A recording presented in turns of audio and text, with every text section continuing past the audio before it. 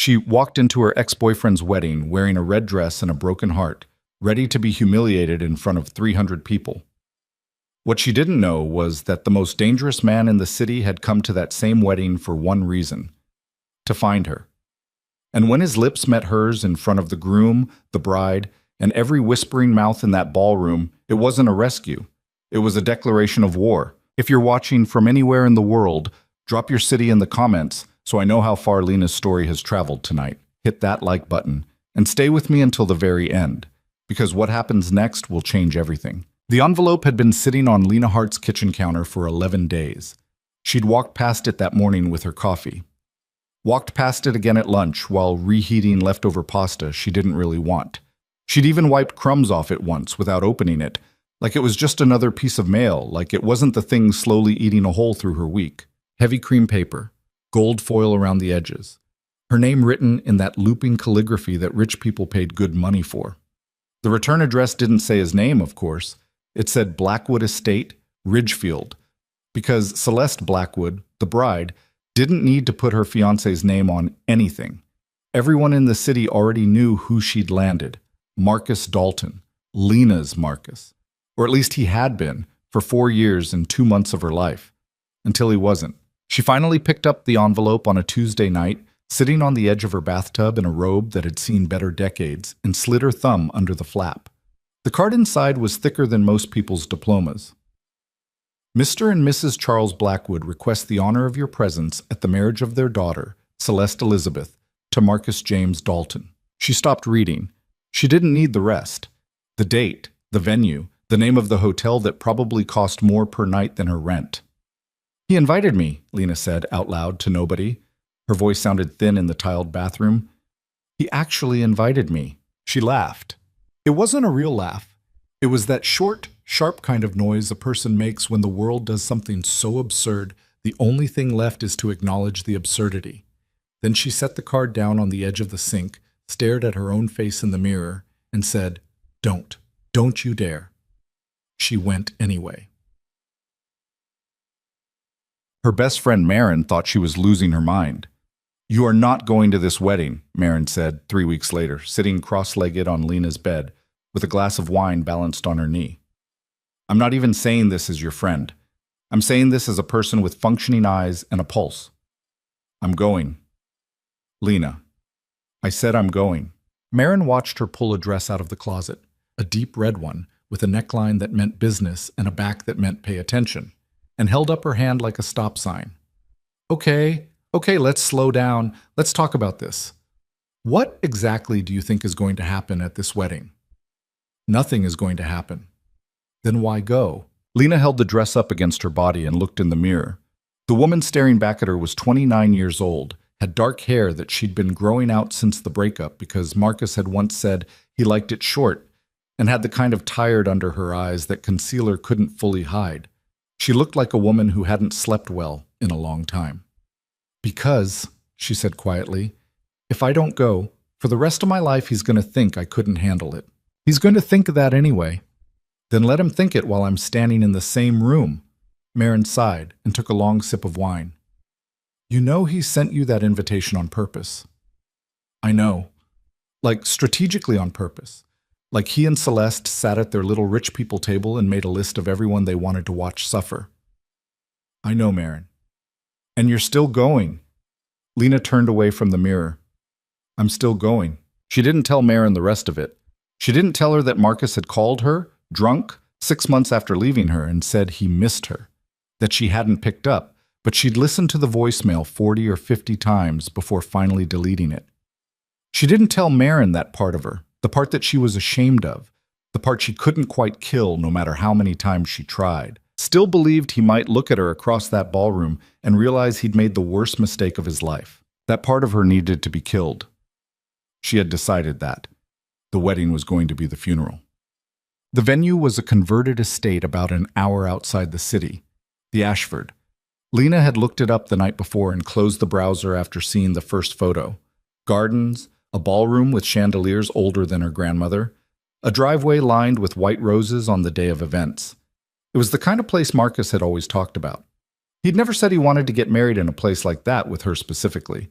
He'd just said he wanted to get married in a place like that. She should have known looking back. She should have heard it. She took a car service because she didn't want to drive, and she didn't want to risk being the one person who had to bum a ride home.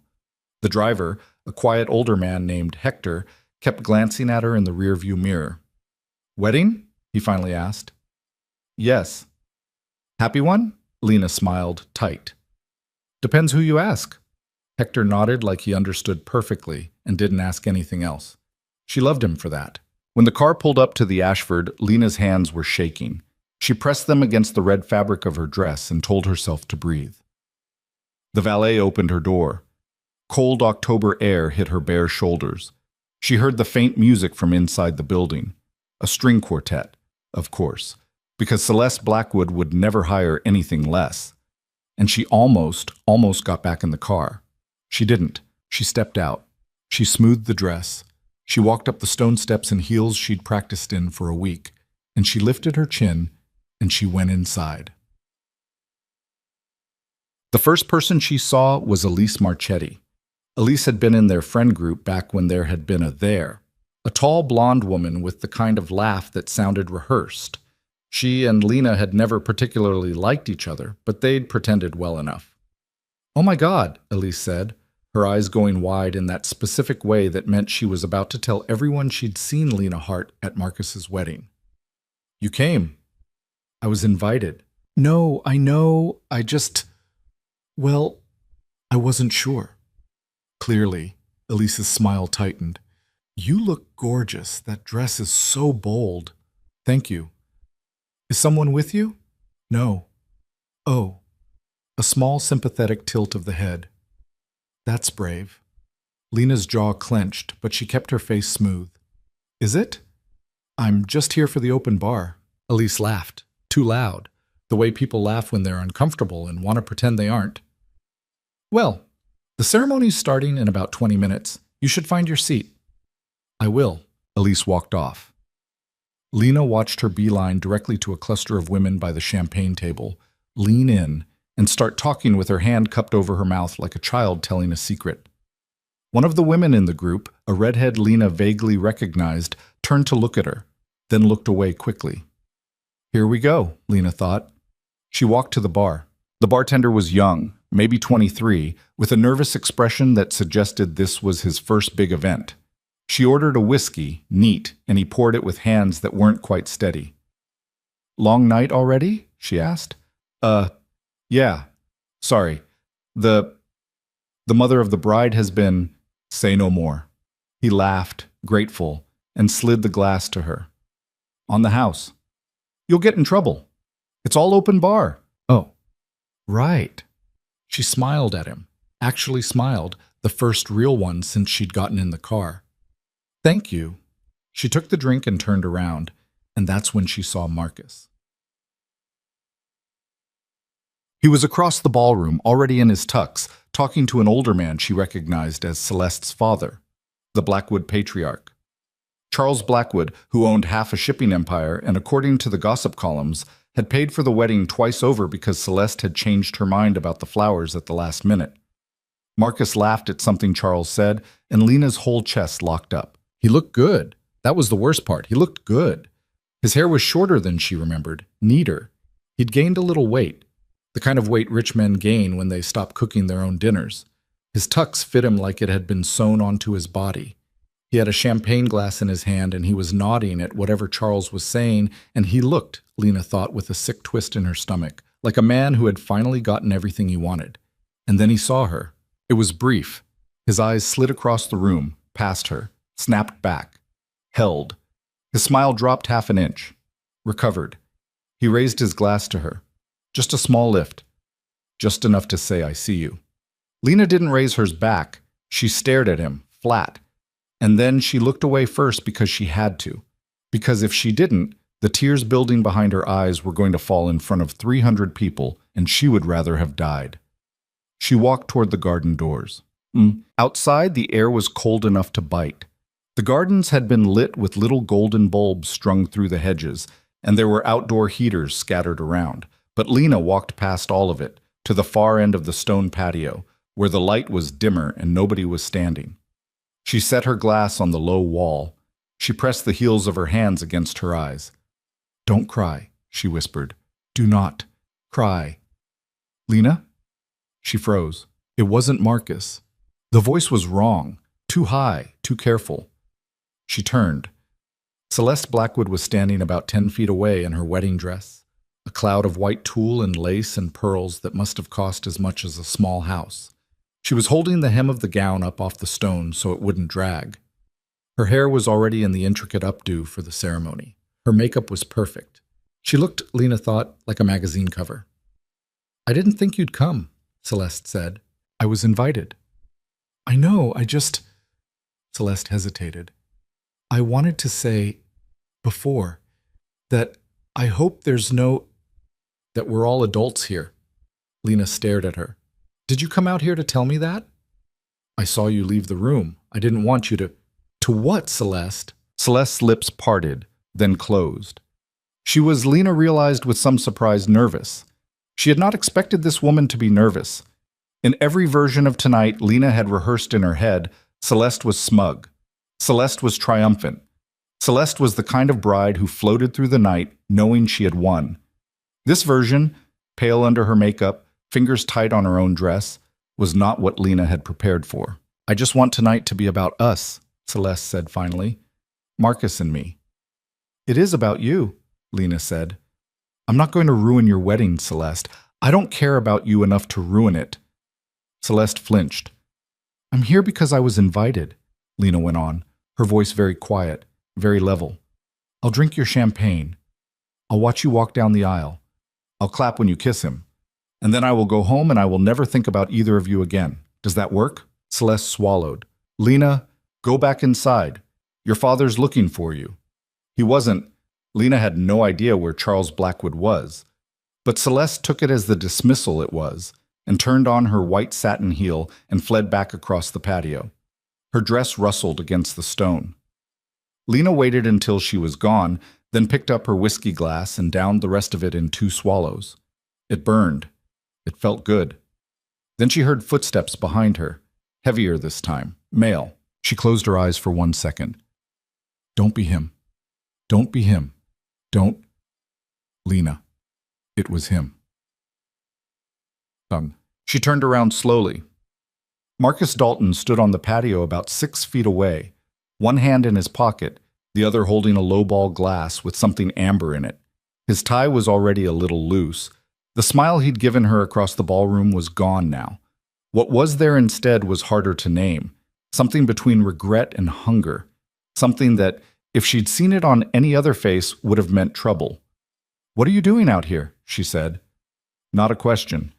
I needed air. Your wife's looking for you." "She's not my wife yet."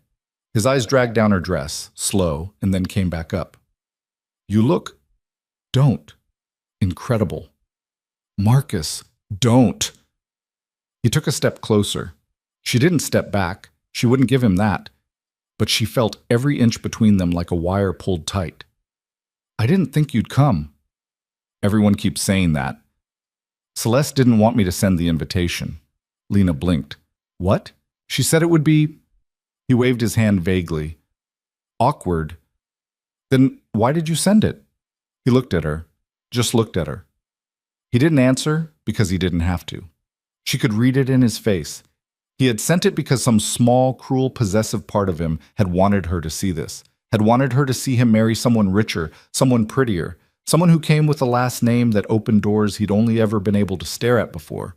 He had wanted her to watch. Lena felt something very deep in her chest go cold. "You're a coward, Marcus." "Lena, no, I mean it. You're a coward. You spent 4 years with me, and then you left me because a Blackwood finally looked in your direction, and now you want me to stand here in this dress and tell you I still think about you. Is that it? You want me to make you feel better about what you did?" That's exactly what it is. "Lena, His voice cracked a little. "I think about you. All the time." She stared at him. 2 minutes before his wedding. 2 minutes. And he was saying this. "Don't you dare," she breathed. "I made a mistake." "You are about to marry her." "I know." "Then go marry her." "Lena." "Marcus, if you say one more word to me, I am going to scream. I'm going to scream so loud every guest in that ballroom comes running. Do you understand me? Because I will do it. I will burn your wedding to the ground with my bare hands. Do you understand me?" He stared at her. He nodded once, jerkily. He took one step backward. He opened his mouth, closed it, turned around, and walked back toward the ballroom with his drink. She watched him go. She watched the exact moment his shoulders straightened again. His chin came up. His "I'm about to get married to a Blackwood" face slid back on like a mask. She watched it, and she hated him, and she hated that she had ever loved him. And most of all, she hated the part of herself that had wanted, for 1/2 second, to say yes. To say, "Yes, I still think about you too. Yes, I would leave with you right now." That part of her needed to die. The wedding was going to be the funeral. But she went back inside because standing out in the cold was going to make her look like she was running. She found her seat, back row, because Celeste had placed her there on purpose.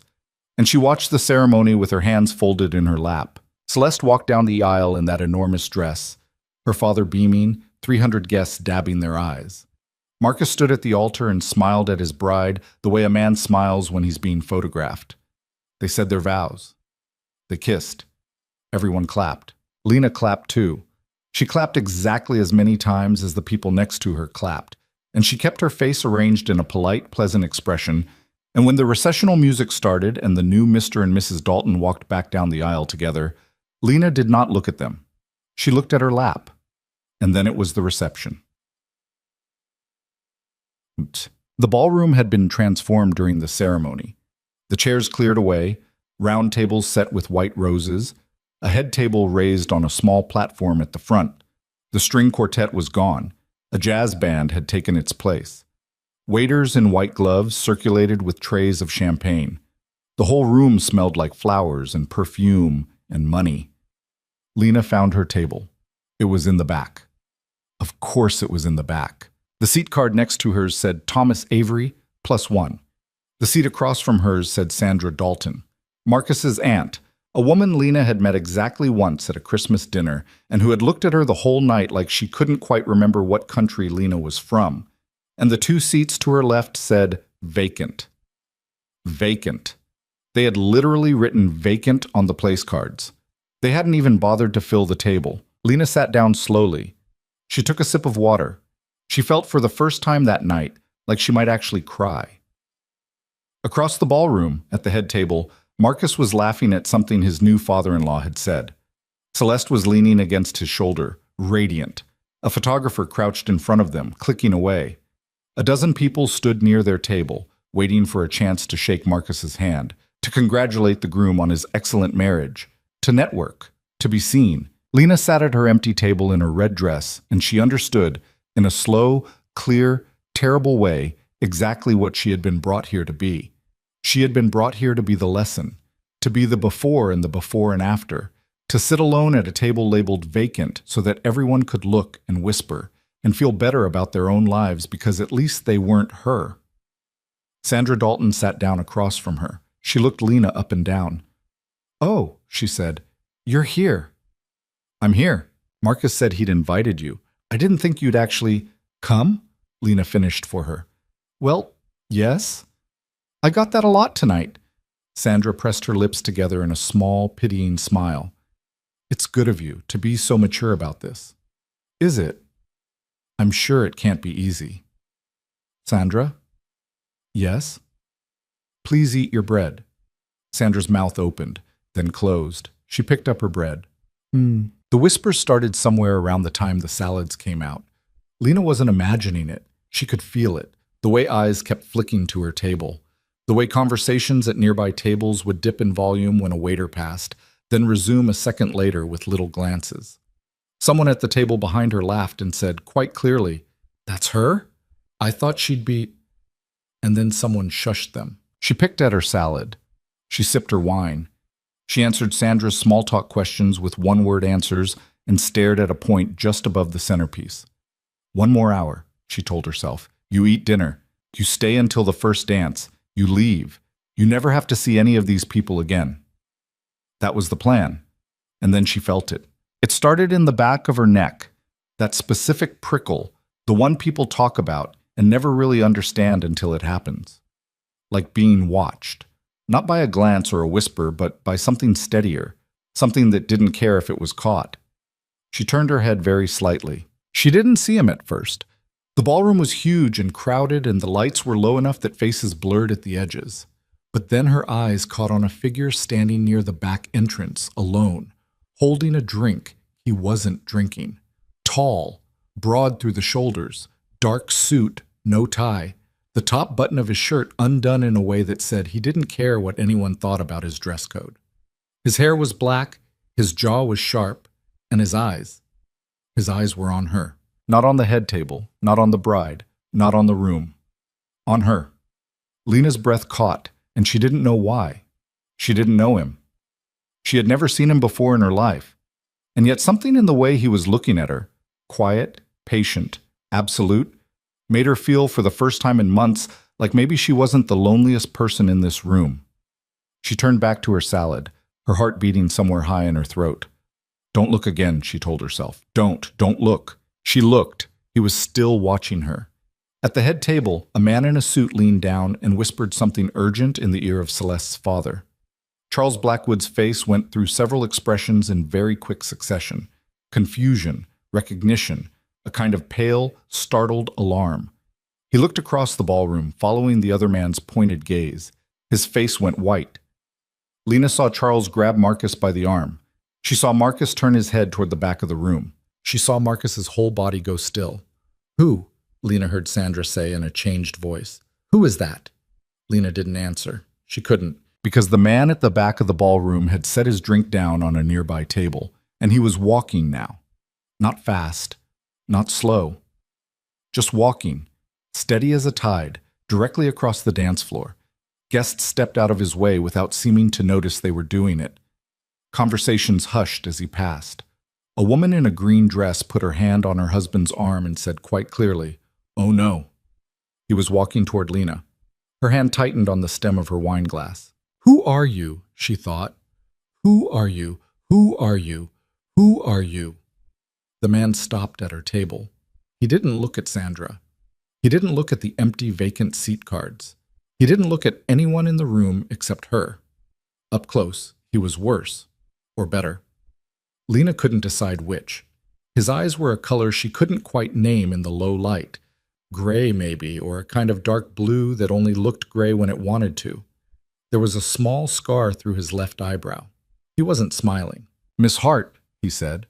His voice was low, rougher than she had expected. She opened her mouth. Nothing came out. "Will you come with me?" he said. "I don't—" She swallowed. "I don't know you." "No," he said. "You don't. Not yet."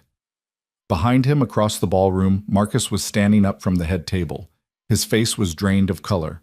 Charles Blackwood had a hand on his arm, holding him back, shaking his head sharply. "No, Marcus, no, don't go over there. Do you know who that is?" Lena could read the whole conversation on their faces, even from 50 feet away. The man in front of her didn't turn around. He didn't need to.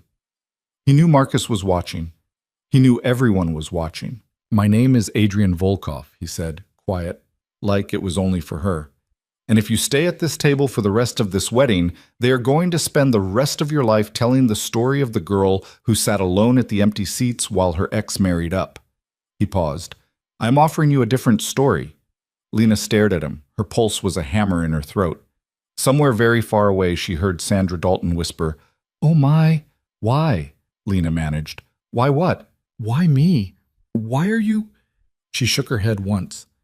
"I don't understand." Something moved behind his eyes. Something she couldn't read. For a second, just 1 second, he looked less like a stranger and more like a man who had been trying to find the answer to a question for a very long time, and had just found part of it, and didn't know what to do with it yet. "I'll explain later," he said. "Stand up." She didn't know why she did it. She would think about it later. She would lie awake in the dark and think about the exact second her hand unclenched from the stem of her wine glass, the exact second her legs obeyed the soft command of a man she had never met, the exact second she pushed her chair back and stood up in her red dress in front of 300 people in Marcus Dalton's wedding. She would think about whether it was the look in his eyes or the word different, or the fact that after a whole night of being seen as the lesson, someone had finally looked at her like she was a person. She would think about it for years. But in that moment, she didn't think. She just stood up. Adrian Volkov held out his hand. She put hers in it. His fingers closed around hers, warm and very steady, and he drew her gently out from behind the vacant cards and into the aisle between the tables. The jazz band kept playing. The waiters froze with their trays. And across the ballroom, Marcus Dalton, on his wedding night, with his new bride on one side and his new father-in-law on the other, watched a man the whole room was afraid of lead Lena Hart away from her empty seat. Adrian didn't look at Marcus. Not once. Not even a glance. He only looked at her. "Stay close to me," he said, low, only for her. And Lena, whose night had already broken her twice and wasn't finished with her yet, heard herself whisper back, "Okay." His hand was warmer than she'd expected. That was the first thing Lena noticed as Adrian Volkov led her across the ballroom. Not the whispers, not the 300 faces turning toward them, not the way the jazz band was still pretending to play while every musician on that little stage was staring at her over their instruments. Just his hand, warm, dry, steady in a way that hers wasn't. She had gone very cold the moment she stood up. Her legs moved because his did. Her heels clicked on the hardwood because the floor was hard and her shoes had heels, and those were the kinds of simple facts her brain could still hold on to. Everything else had gone fuzzy at the edges. The centerpieces on the tables blurred into smears of white and green. The candles looked like they were underwater. Somewhere to her left, a woman gasped. The kind of theatrical little sound you make when you've been waiting your whole evening for something to happen, and it finally has. "Keep walking," Adrian said, quiet, not turning his head. "I am walking." "Good." "I don't know where we're going." "I know." That was all he gave her. He didn't tell her where they were going. He didn't even tell her which direction. He just kept moving, slow and deliberate, his fingers loosely threaded through hers like they had done this before. At the head table, Marcus was still on his feet. Charles Blackwood had a hand on his arm now, not a light one. Lena could see the older man's knuckles white against the black of Marcus's tuck sleeve. Charles was leaning in, talking fast, the way a man talks when he's trying to save his own son-in-law from doing something very, very stupid. Marcus wasn't listening. Marcus was staring. Celeste was staring too. But Celeste's face had gone a different color than Marcus's. Marcus had gone pale with rage. Celeste had gone pale with recognition. She knew him. She knew him. Lena saw it. That little jolt in Celeste's shoulders, that sharp intake of breath, the way her hand shot out to grab her new husband's wrist, and she thought, in the strange floating way she was thinking about everything right now, "Well, that's interesting." "Adrian," a man's voice called from a nearby table. Adrian didn't stop. He didn't slow. He didn't even look. "Adrian, my friend." "Not tonight, Howard." The man who had called out, older, silver-haired, holding a whiskey, made a small hurt sound and sank back into his chair. Lena caught just a glimpse of his face as they passed. It wasn't offense, it was relief. Like he had been given permission not to be acknowledged. That was when Lena understood, really understood, that whatever she had just stepped into, it wasn't small. Adrian walked her to a set of tall, arched doors along the side wall of the ballroom, not the main exit to the lobby, not the garden doors she'd been out through earlier. A side corridor, narrower, more discreet. He pushed one of the doors open with his free hand and guided her through it. The second the door closed behind them, the sound changed. The jazz band dropped to a muffled hum. The voices of 300 guests became a low, indistinct murmur, like the sea heard from another room. Lena let go of his hand. She meant to do it politely. She ended up yanking it back instead, and she took 2 quick steps away from him and pressed her shoulder blades against the corridor wall. Her breath was coming short. The whiskey and the wine and the fear were all swimming together in her stomach. "Okay," she said. "Okay, stop. Stop." "Who are you?" He watched her. He didn't move toward her. He stood where he was, about 4 feet away, and folded his arms across his chest in a way that pulled the fabric of his jacket tight across his shoulders. In the dim hallway light, his eyes looked darker than they had in the ballroom, almost black. "I already told you," he said. "Adrian Volkov." "That's a name. It's not an answer." "What did you want? A resume?" I want to know why, 3 minutes ago, an entire wedding went silent because you walked across the dance floor. He studied her for a long moment. The corner of his mouth lifted very slightly. It wasn't a smile. It was closer to the acknowledgement of a good question. How much do you know about the city? He said. What? Ridgefield, the families. Who owns what? I work in marketing, Adrian. That's not an answer either. She exhaled sharply. I know the Blackwoods are rich. I know Charles Blackwood owns half the waterfront. I know Celeste's father funded Marcus's last 3 deals. I know enough to know that I am not important in any of those rooms, and you are. So why are you wasting your time on the woman who got dumped? Is that what you are? That's what tonight was supposed to prove. He was quiet. His eyes didn't leave her face. She had the uncomfortable feeling, standing in that narrow hallway with her back against the wall, that he was not really looking at the woman in front of him.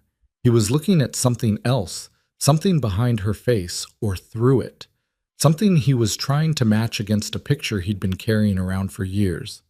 Why are you looking at me like that? She said, quietly. He blinked. Once. The look broke. Like what? Like you're... She shook her head. Never mind. Miss Hart. Lena. Lena. He said it carefully, like he was testing the shape of it in his mouth. I didn't come here tonight to humiliate Marcus Dalton. I don't care enough about Marcus Dalton to humiliate him. If you want to know the truth, I came here for 2 reasons. Which are, one of them is business. And the other, he didn't answer that one. He just looked at her. And Lena, who had spent 4 years with Marcus Dalton learning to read the 1,000 small ways a man can lie to your face, did not know what to do with a man who simply refused to lie at all. It was worse than a lie somehow. A lie you could push against. Silence like his was a wall. I need to go home, she said. Okay. That's it? Okay. I told you I'd explain later. He tilted his head slightly toward the door they'd just come through. This is not later. When is later? Tonight. Excuse me? I'll take you home. Absolutely not. His mouth did the thing again. Not a smile. The almost smile. Lena. No, listen. You can't just walk into a wedding, pull some woman you don't know off a table labeled vacant in front of the entire room, and then tell her you're taking her home. This isn't a fairy tale. I don't even know what this is. I don't know you. You're right. She stopped. What? You're right. You don't know me. I'm a stranger. You should not leave this building with me. You should call a car, get back in it, and go home alone. He unfolded his arms. That is what a careful woman would do. Then why did you... Because, he said, a careful woman doesn't go to her ex-boyfriend's wedding in a red dress. Her mouth opened, closed. He had her. She hated that he had her. I'm going home alone, she said. All right, stop agreeing with me. You keep telling me things. I keep agreeing. I don't know what you want me to do with that. You're not...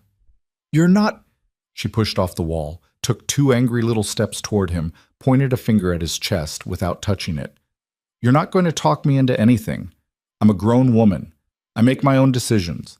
I came here tonight to do one thing, and that was to prove I could survive being in the same room with Marcus Dalton, and I did it, okay? I did it. I don't need to be rescued by some man with a scar and a 3-piece suit who thinks a kiss is... She stopped. A kiss, she said slowly. He didn't answer. Did you... She swallowed. Did you come in here intending to kiss me? Silence.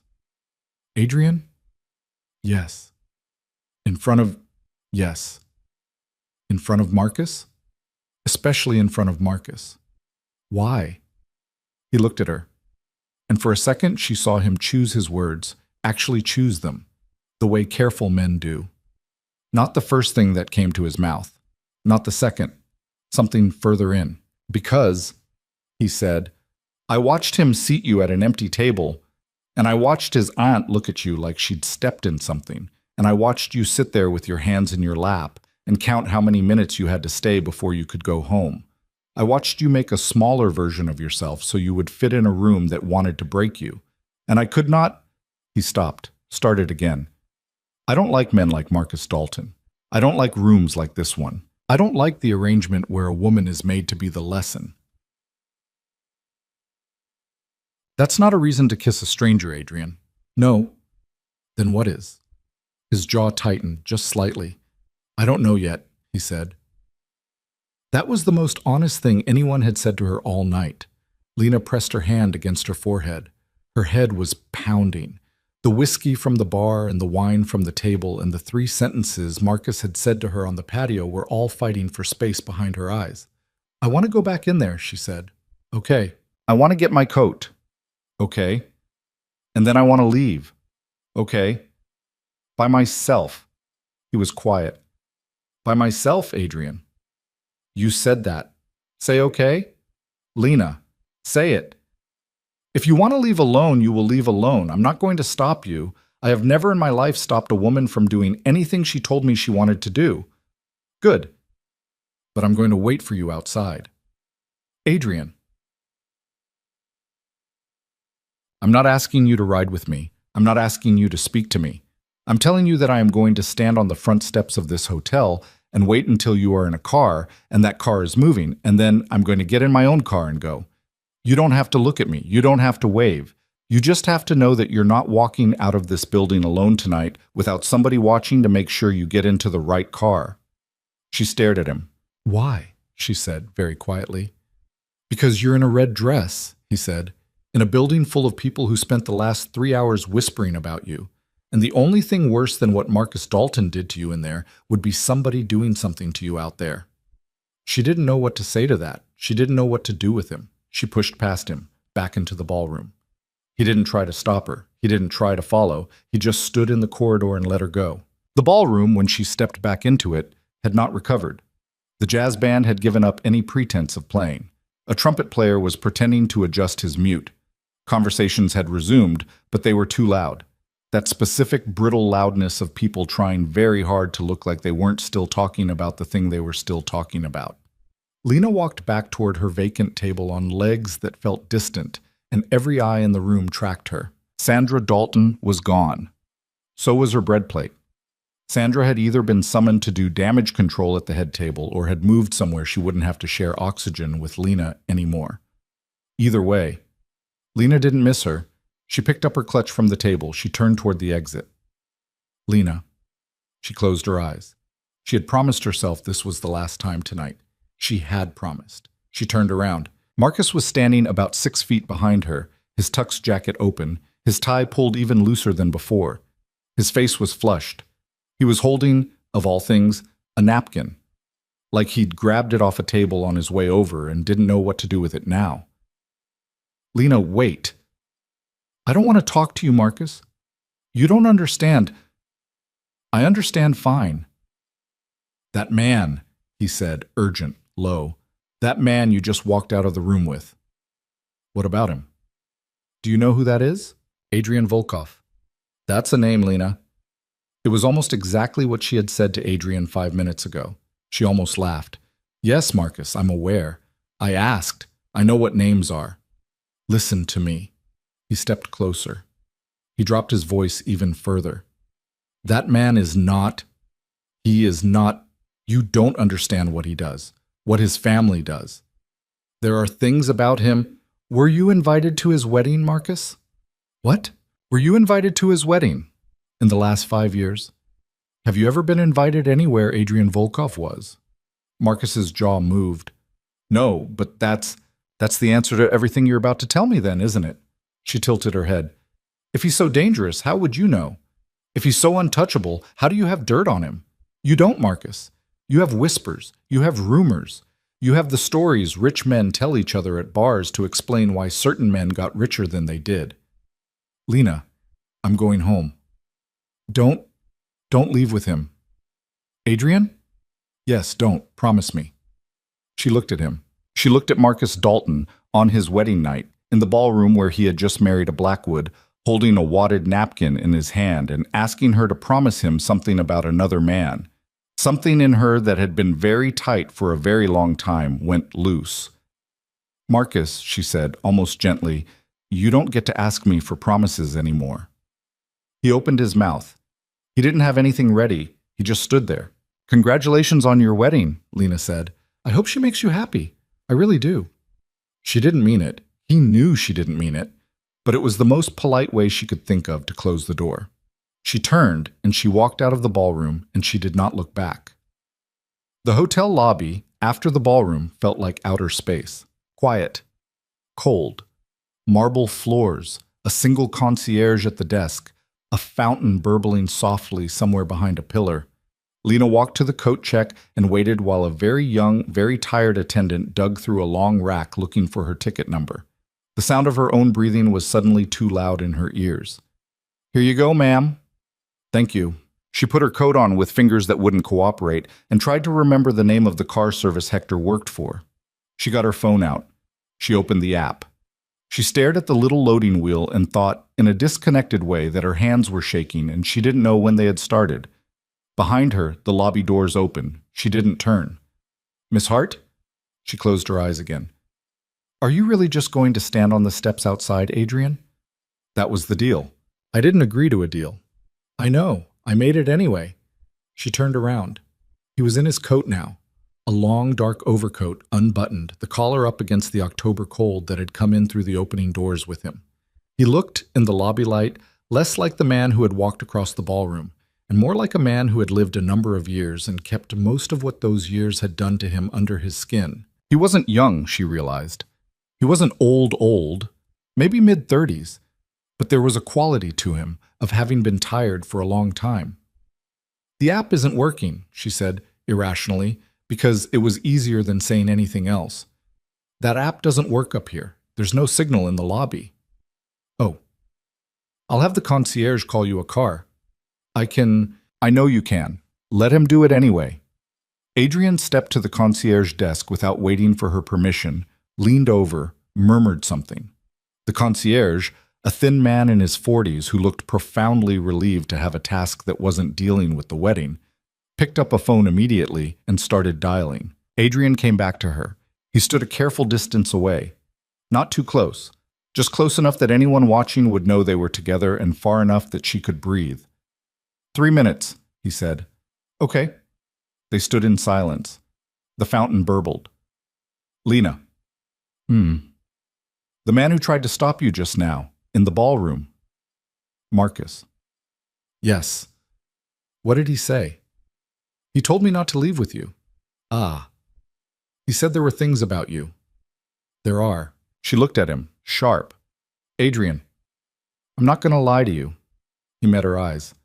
"There are things about me. Marcus Dalton doesn't know any of them. But there are things. I'm not a good man in the way you would want a good man to be good. I'm not going to pretend I am. I don't do business with people like Charles Blackwood because I'm kind. I do business with them because they need me more than I need them. She let out a small, startled breath. "That's the most honest thing anyone said to me all night. I noticed that about tonight." "What?" "That people weren't being honest with you." She looked at him. Something in her chest did a small, strange, sinking thing. Not fear, not quite comfort. A third thing she didn't have a word for. "Why did you really come to this wedding, Adrian?" He was quiet. "You said 2 reasons," she said. "Business and I said I'd explain later." "Is this later?" He tilted his head slightly toward the front doors of the hotel. Outside, beyond the glass, a black town car was pulling up under the awning. The car he'd asked the concierge to call for her. "No," he said. "This is goodbye." She blinked. You thought what?" "I thought you were—" She stopped. She didn't know how to finish that sentence without sounding ridiculous. "I thought you were going to push. I thought you were going to keep me here. I thought you'd given me a deal I hadn't agreed to, and now you were going to pretend I'd agreed to it." He watched her try to find the words and not find them. "Lena," he said, "I meant what I said in the hallway. I am not going to stop you from doing something you told me you wanted to do. You told me you wanted to go home alone. There is your car. It will take you home alone. I will stand on those steps until it drives away. That's the whole thing. That's all of it. And then what? And then I go home." And then she felt absurdly like she was going to cry. She didn't understand it. She didn't know why. And then I never see you again? He looked at her. He took one small step closer. Not enough to frighten her, just enough to be heard without raising his voice. That depends on you, he said. I'm going to give you my number, not on paper, not on a card. I'm going to say it out loud, once, and you can write it down or not write it down, and that will be the end of my part. He paused. If you call, I'll answer. If you don't, I won't find you. I'm not that kind of man. Aren't you? I'm trying not to be. Tonight. She stared at him. Her eyes were stinging. She didn't know when that had started either. He gave her the number. 10 digits, slow and clear. She didn't reach for her phone. She just listened. Later, in the car, she would sit in the back seat and type those 10 digits into a note in her phone and stare at them for the entire 40-minute drive home, trying to decide if she had actually memorized them or if she was remembering them wrong. She had memorized them. She would not be remembering them wrong. Okay, she whispered. Okay. The concierge coughed gently from his desk. Ma'am, your car is ready. Thank you. Adrian took a single step back from her. The overcoat fell straighter. He gave her a small nod. Not a bow, not a flourish, just the acknowledgement that they were done. She walked to the doors. She had her hand on the brass handle when she stopped. She turned around. Adrian. Yes. You said there were 2 reasons you came tonight. Yes. You told me the first one was business. Yes. What was the second? He looked at her for a long moment. The lobby light caught the small scar through his eyebrow, caught the gray in his eyes, caught something tired and private in his face that she had not been meant to see. I came here tonight, he said, because somebody told me a woman named Lena Hart was going to be on the guest list, and I needed to know if it was you. She went very still. If it was me, she repeated. Yes. You don't know me, Adrian. I didn't think I did. What does that mean? He was quiet. His jaw worked once. Do you remember, he said, a summer when you were 20, in Maine, a small town called Port Halden, a diner on the water? Lena's breath left her body. She did remember. Port Halden. 9 years ago. A summer she didn't talk about. A summer her mother had been dying and Lena had driven out of state and worked in a diner washing dishes for 6 weeks because she couldn't bear to be in the house another day. A summer where she had met a man she had never known the last name of, a man who had come into the diner late at night, every night for 2 weeks, and sat at the counter and ordered the same thing and talked to her quietly while she wiped down the end of the bar and listened when she cried one night at 2 a.m. about her mother and bought her breakfast on the morning she finally went home. A man who had given her a phone number on a napkin that she had lost in her suitcase on the drive back and had never been able to find again, no matter how many times she had dug through every pocket of every jacket she owned. A man she had thought about, off and on, for 9 years. A man whose face she couldn't quite remember anymore. A man who had only ever told her his first name. Her hand tightened on the brass handle. Adrian, she said. Yes. The man at the counter. Yes. That was you. I think so. He watched her face. I wasn't sure. I'd been looking for a long time. I knew your first name. I knew what state you were from. I knew you'd gone back home after that summer, and I didn't know where home was. I didn't have a last name. I didn't have a phone number. I didn't have a picture. His voice went quieter. I looked for 9 years, Lena, and then last month somebody at a dinner mentioned that Marcus Dalton's ex-girlfriend was named Lena Hart and was going to be at his wedding in October. And she was the kind of woman who would show up to something like that just to prove she could. Her eyes filled. I came here to see if it was you, he said. I came here tonight because I was told you existed, and I needed to see if you were her. And, she whispered, and you are. She couldn't speak. The concierge was studiously looking at his computer screen. The driver of the black town car outside was waiting, one hand on the open back door, the other tucked into his jacket against the cold. Adrian didn't come any closer. He didn't reach for her. He didn't touch her. He just stood in the middle of a hotel lobby in an overcoat he hadn't buttoned and looked at the woman he had spent nearly a decade trying to find and let her decide what to do with it. I don't know what to say, Lena said finally. Her voice was wet. You don't have to say anything. I don't... She swallowed. I don't remember your face. I'm sorry. I tried for years and I know. I lost the napkin. I figured. I looked for it. Okay? I never stopped looking for it, Adrian. I told myself I stopped. I didn't. He closed his eyes. For just a second. When he opened them again, something in him had settled. Lena, he said. Go home. Adrian, go home. Sleep. Don't decide anything tonight. Tonight is not a night to decide anything. You drank too much wine, and your ex-boyfriend got married, and a man you barely remember told you he spent 9 years looking for you. That is not a night for decisions. When is? Tomorrow. Tomorrow. Or the day after, or the week after, or never. He paused. I gave you the number. The rest is yours. She stared at him. She nodded once because she couldn't do anything else. She went through the doors. The cold hit her like a slap, clean and bracing, and she walked across the awning with the driver holding the door, and she slid into the warm leather back seat of the town car and pressed her hand over her mouth to keep whatever was happening in her chest from getting out. The car pulled away from the curb. She looked back, once, through the rear window. He was standing on the front steps of the hotel in the cold, hands in the pockets of his overcoat, watching the car leave. He didn't wave. He didn't move. He just watched, steady as a tide, the way he had walked across the ballroom until her car turned the corner and the hotel disappeared behind a hedge. Lena turned around in the seat. She stared at her lap. She stared at her hands in her lap. The driver, a kind-eyed woman about her mother's age, glanced at her in the rearview mirror.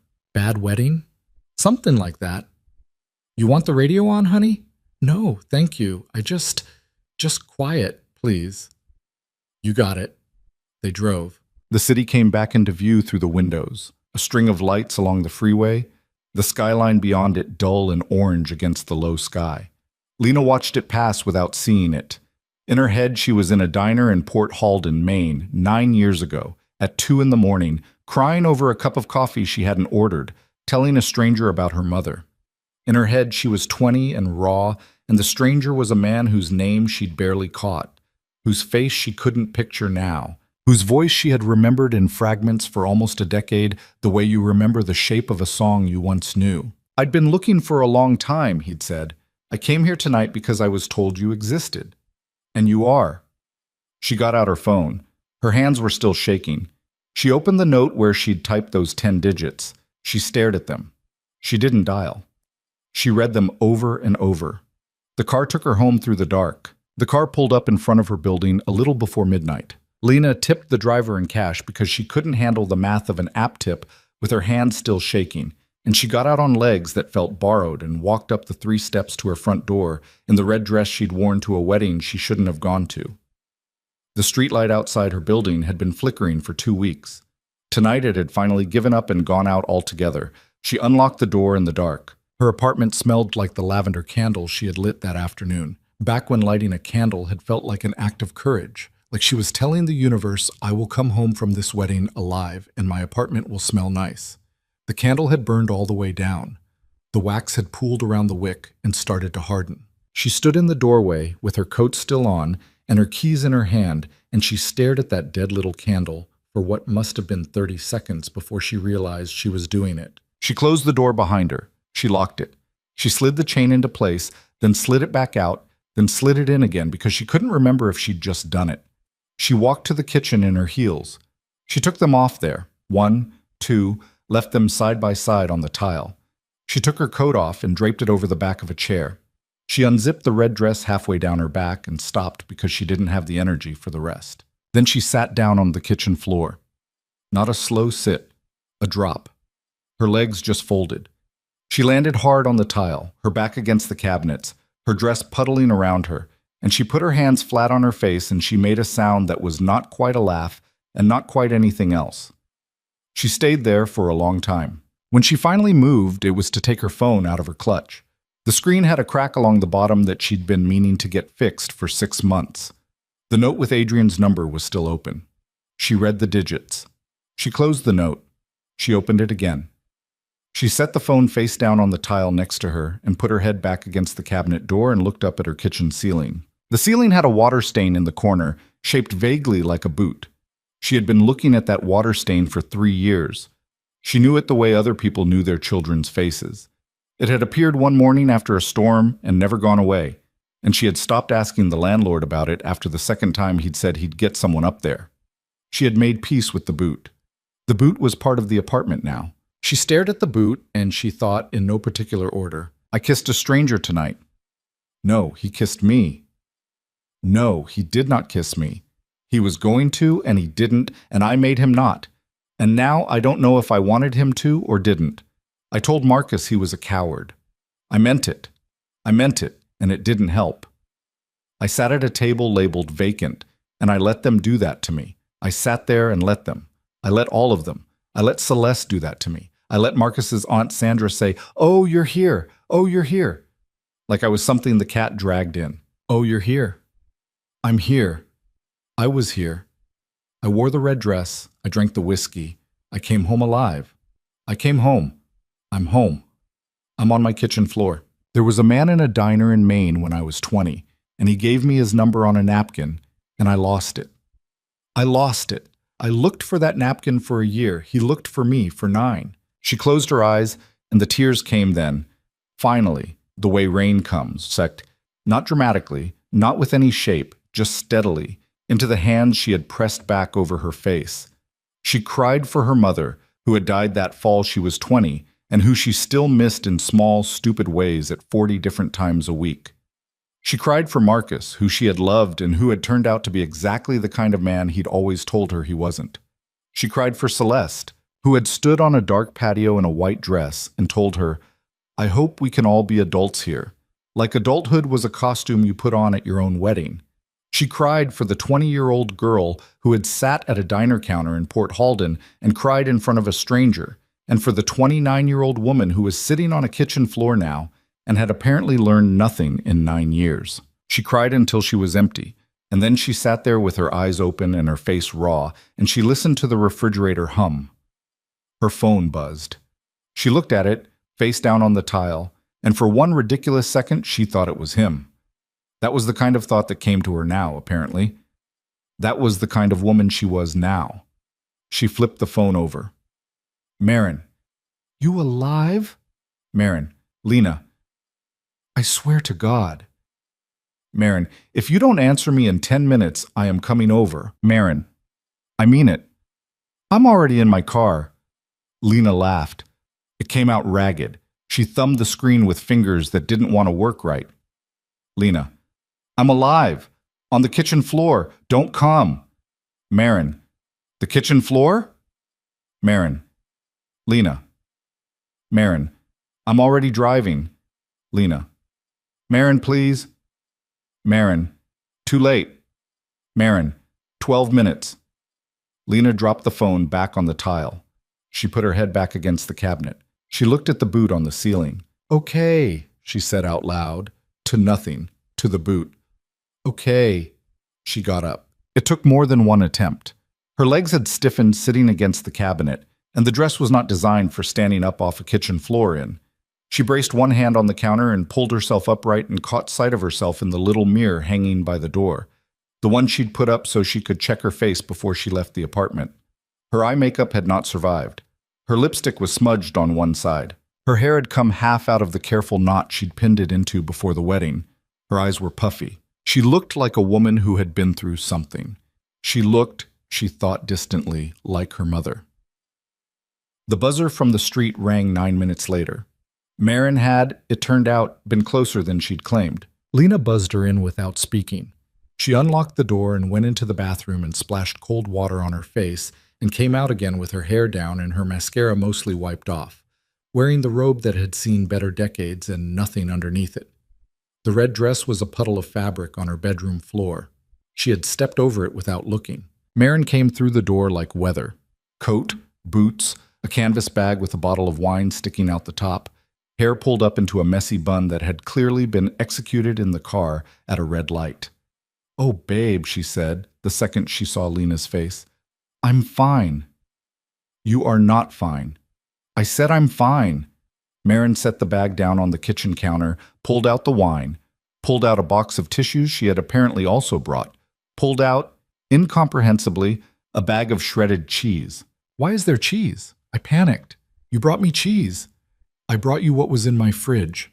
Come here. Lena came. Maren hugged her, hard in the middle of the kitchen, and Lena stood there with her arms loose at her sides for a second and then lifted them and hugged her back. Maren smelled like her apartment, cinnamon and dry cleaning and the leather seats of her old Volvo. She had been Lena's best friend since they were 19. She was the only person in the world Lena had ever cried in front of on purpose. Tell me everything, Maren said into her hair. Tell me everything or I'm calling Marcus Dalton's mother. You don't have her number. I will find it. Lena pulled back. She wiped her nose on the sleeve of her robe. She looked at Maren's face, the genuine, solid, no-nonsense worry of it, the way Maren's eyebrows had knit together and stayed there. And she felt, for the first time since she had walked out of the Ashford Hotel, like maybe she was going to be okay. Pour the wine, she said. Yeah. A lot of it. Yeah, I know. They sat on the couch. Lena told her everything, not in order. She couldn't do order, not yet. She told her about the invitation and the red dress and Elise Marchetti's face at the door. She told her about Sandra Dalton and the bread.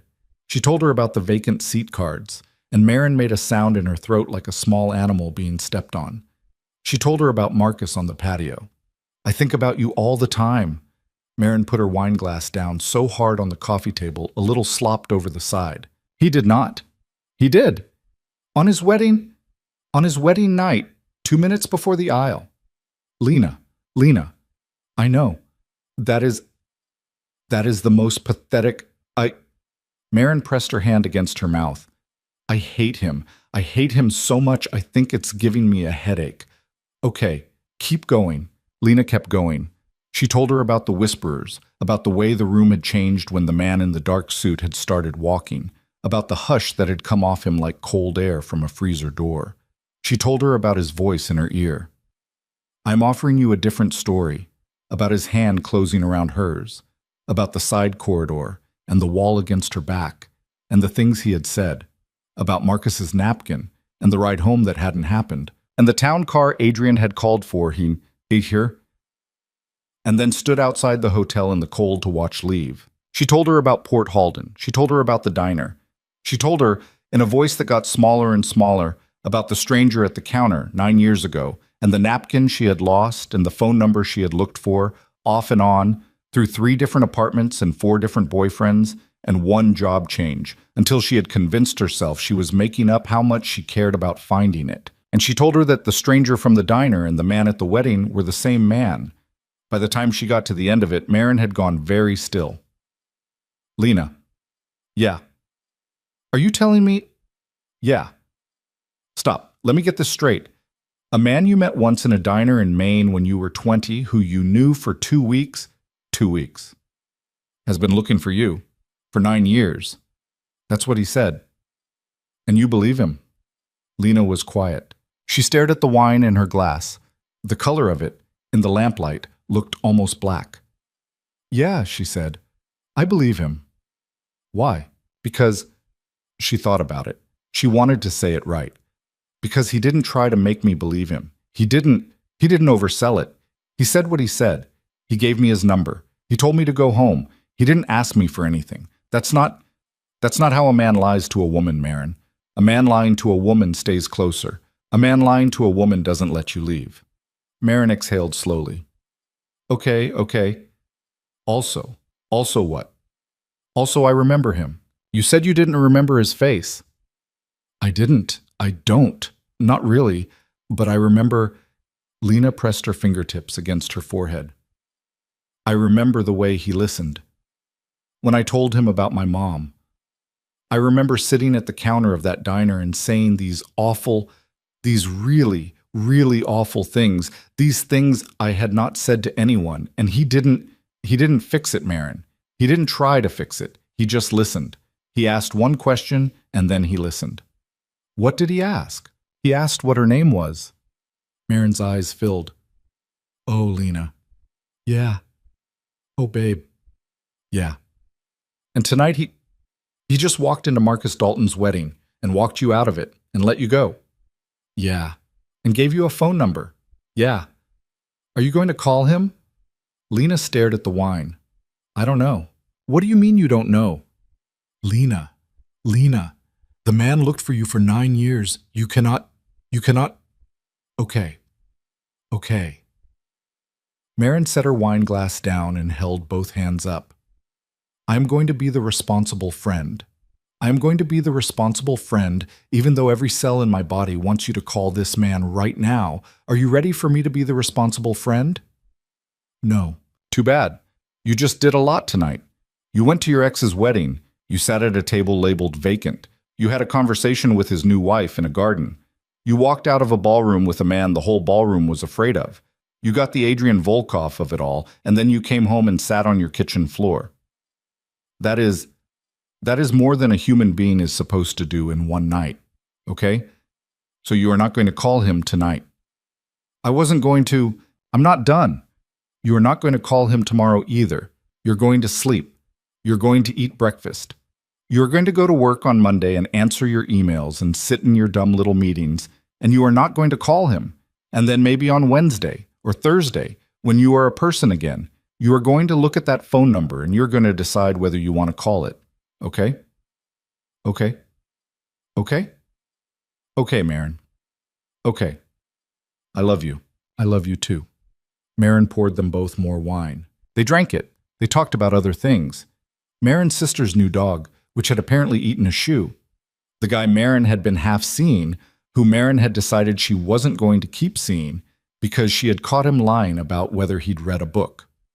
Lena listened and laughed in the right places and did not look at her phone, and Marin stayed on the couch until she fell asleep there around 2 a.m. with her head tipped against the arm of the couch and her mouth slightly open.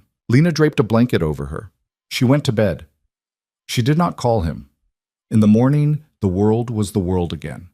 A gray Sunday, the kind where the light came through the window diffuse and soft, and the whole city seemed to be sleeping in. Lena woke up to the sound of the coffee maker. Marin had gotten up first and turned it on, and she pulled her robe tighter around herself and shuffled into the kitchen to find Marin in yesterday's makeup making toast. Morning, dead woman. Morning? How do you feel? Bad? Yeah. They ate toast. They drank coffee. Marin left around 11 with a long, tight hug at the door and a command to text me if you do anything stupid, which was the most affectionate thing Marin had ever said to her. The apartment was quiet after she left. Lena cleaned. She cleaned for 2 hours, the way she always did after something hard, methodically, room by room. Not because the apartment was dirty, but because her hands needed something to do. She washed the wine glasses. She threw out the dead candle. She picked up the red dress off the bedroom floor and hung it back in the closet without looking at it, because she did not yet know what to feel about the dress. She made her bed. She wiped down the bathroom counter. She ran a load of laundry she didn't really need to run, and she did not call him. She looked at her phone maybe 30 times. She opened the note. She closed the note. She opened it again. She read the 10 digits. She closed the note. Around 3 p.m, she sat down at the little desk by the window in her bedroom. The desk she'd bought at a yard sale when she'd first moved in, and had painted white and still had a small burn mark on one corner from a candle she'd set too close to it. And she took out a legal pad and a pen. She had been a list maker once. She had gotten less organized the last few years. Tonight she felt like she needed a list. At the top of the page she wrote, "Things I know." Underneath it she wrote, 1. His name is Adrian Volkov. 2. He is rich or powerful, or both. Charles Blackwood was afraid of him. Celeste knew who he was by sight. Marcus didn't know him personally, but knew enough to be scared. 3. He was in Maine 9 years ago. 4. He knew my mother was dying. He listened when I told him. 5. He gave me his number on a napkin. I lost it. 6. He has been looking for me. 7. He doesn't lie easily. Or he lies so well that lying and not lying look the same from the outside. Either way, I cannot currently tell. She stared at the list. Then she flipped the page and wrote, at the top of the new page, "Things I don't know." And after a long moment of the pen hovering, she wrote, 1. Everything else. She looked at that for a while. Then she put the pen down, and she closed the legal pad, and she got her phone. She was not going to call him.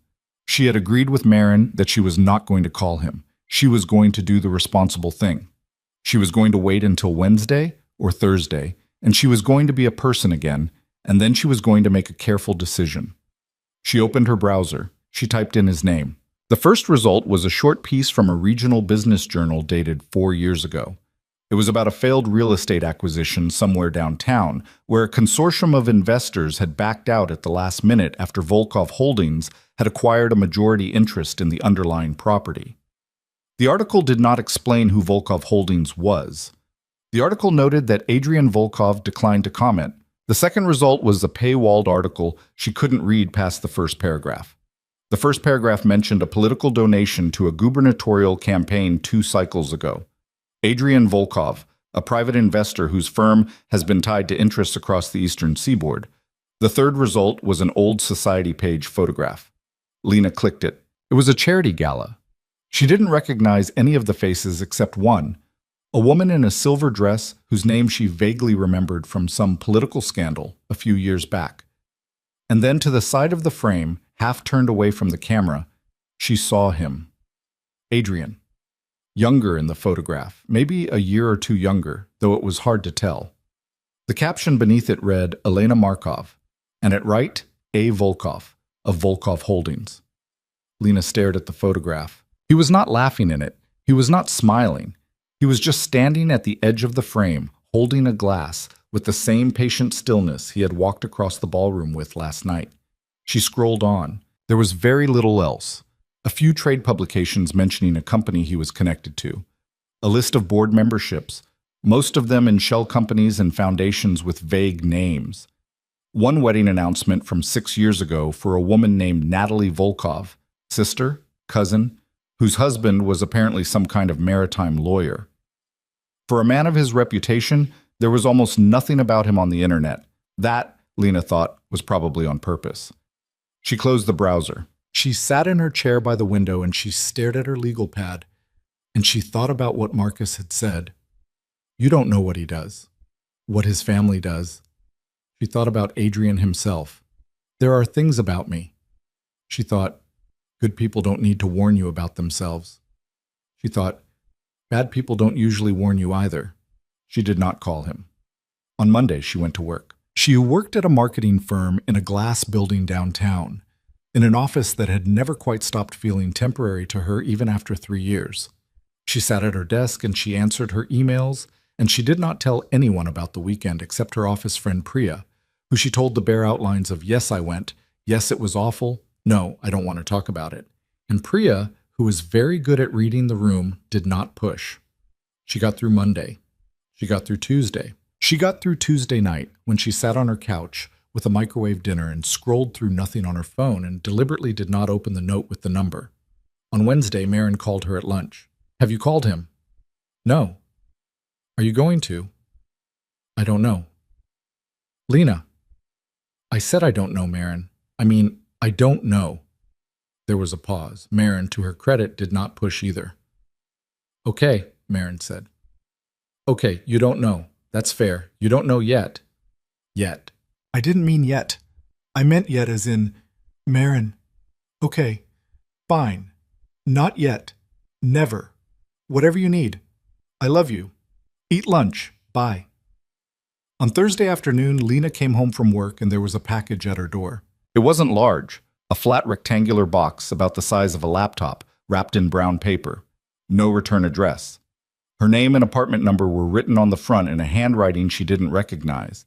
Tight, small, precise, the kind of handwriting men of a certain age had been taught in school. She stared at it on her doormat for a full minute before she picked it up. She brought it inside. She set it on the kitchen counter. She washed her hands for some reason, as if the package might be dirty. She got a pair of scissors. She cut the twine. She peeled back the brown paper. Inside was an old book, not antique, not pristine. A well-read hardback, the kind where the spine had been creased from someone actually opening it more than once. The dust jacket was a little faded. The title was The Small Boats of Port Halden, A History of a Maine Fishing Town, 1870 to 1970. Her hands started to shake. There was a slip of paper tucked into the front cover. She opened the book. She slid the paper out. It was not a long note. It was not a letter. It was 4 lines, in that same tight, careful handwriting. Lena, I found this in a used bookstore a year ago, and I didn't know why I was buying it. I know why now. No pressure, no expectation. I thought you should have it. A. That was it. There was no phone number on the note. He had already given her his number. There was no request for her to call. There was no, I'd like to see you or think about dinner or I'll be in touch. There was nothing to respond to. It was not a move. It was not a gesture. It was exactly, precisely what he had said. I thought you should have it. Lena sat down on her kitchen floor again. She was doing a lot of sitting on her kitchen floor this week. She opened the book. The first few pages were a foreword by a local historian she'd never heard of. The second chapter was about the founding of Port Halden. The fourth chapter was about a storm in 1912 that had destroyed half the fishing fleet. There were black and white photographs of men with large mustaches standing next to wooden boats. There was a fold-out map of the harbor. She flipped to the back. There was an index. There was a list of businesses, the ones that had survived and the ones that hadn't, a 2-page appendix. About halfway down the second page of the appendix, one entry was underlined. Not heavily, not with a pen. With pencil, very lightly, the way you mark a book you love. Mosby's Diner, 1954 to present. Harbor Road. Family owned. Still serving the fisherman's breakfast. Mosby's. She had forgotten the name. She had forgotten she had ever known the name. But she looked at it now, pencil underlined in a used book that had been sitting on a stranger's shelf for a year, and she was 20 years old again for 1 second, standing behind the counter in an apron, sliding a plate of eggs across the formica to a man in a dark coat who had come in at 1:45 in the morning and ordered coffee and listened to her talk about her mother. She closed the book. She got her phone. She opened the note with the 10 digits. She stared at them. She stared at them for a long time. And then, with hands that were not quite steady, but were not shaking anymore either, she tapped the digits into her phone, one after the other, and she pressed the green button, and she held the phone to her ear, and she closed her eyes. It rang twice. He picked up on the third. Lena, he said. Just her name. Quietly. Like he had been sitting by his phone for 4 days waiting to say it. She opened her mouth. She didn't know what she had been planning to say. She hadn't planned anything. She had walked into this without a plan. She had spent 9 years losing a napkin, and she had spent 3 days not calling a number, and she had nothing, not one single sentence, ready for the moment his voice said her name. So she said the only thing she had. You found the diner. There was a pause, a long one, and then on the other end of the line, very softly, like a man letting out a breath he had been holding for a long time, I found the diner. They did not say anything for a long moment after that. Lena could hear him breathing, or not breathing quite, the space where a person's breath should be, the small, soft sounds of a body on the other end of a phone line that told you it was a real person and not a machine. In the background, on his end, she could hear faint music. Something orchestral, low, a string section. She wondered where he was. She wondered what the room looked like. She wondered, absurdly, if he had good lighting. Are you okay? He said finally. I don't know. That's honest. I'm in my kitchen. Okay. I'm on the floor. Ah, I'm on the floor a lot this week. I'm sorry to hear that. It's not your fault. Some of it might be. She laughed. It was a short, wet laugh that came out half through her nose. She pressed the heel of her hand into her eye. Adrian? Yes. The book? Yes. I'm not going to ask you how you got my address. That's probably wise. I'm going to ask you one thing, and I need you to answer honestly, not carefully. Honestly, do you understand the difference? I do. Okay, have you been watching me? There was a pause. It was not a long pause, as pauses go, but it was long enough. Not the way you mean, he said. Explain. I haven't had anyone following you. I haven't had anyone reading your emails. I don't have photographs of you sleeping through your curtain. Lena, I need you to understand, I'm not that. I'm not that kind of man. What kind are you? The kind who asks questions about someone at a dinner once, and then pays attention when the answers come back. I have known your last name for 4 weeks. I have known what you do for 3. I know you live alone, in an apartment with a burned-out streetlight in front of it, because I sat in a car on your street for about 20 minutes last Friday night before your wedding, and I turned around and went home. Last Friday. I know what that sounds like.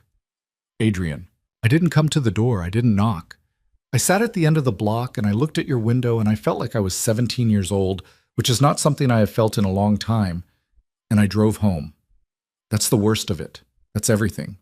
I do not stalk the women I'm interested in. I promise you that. The women you're... She stopped.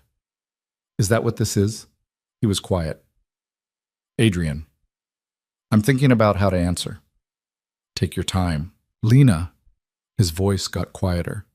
I don't know what this is. I'm being honest with you. I thought you should know I existed. I thought you should know I had been trying to find you. I thought you deserved to be asked, as an adult, whether you wanted anything to do with me, instead of finding out about this some other way later. That was the whole plan. The diner book was not supposed to be a gesture. It was supposed to be a small thing, a way of saying, I know we're not strangers, that's all. It was a big gesture, Adrian. I can see that now. You don't send a woman a book from a bookstore you found her in and call it a small thing. No, you're right. I'm sorry. She pressed her palm harder against her eye. Don't apologize. I am, though. I know. Okay. Okay. Neither of them said anything for a moment. On his end, she heard the music change. A movement ending, maybe. A quiet little click, like he'd set something down on a hard surface. Where are you right now? She asked. My apartment? In Ridgefield. Yes. What does your apartment look like? He made a small, surprised sound. You want me to describe it? I'm sitting on my kitchen floor in a robe talking to a man I don't really know. Yes, Adrian, I want you to describe it. He thought about it. It's smaller than people expect. Of you. Of me. What else? There's a lot of books. How many? I don't know. Maybe 2,000. 2,000 books. I don't read all of them. I'm not claiming to read them. Most of them were my father's. She blinked. Your father's.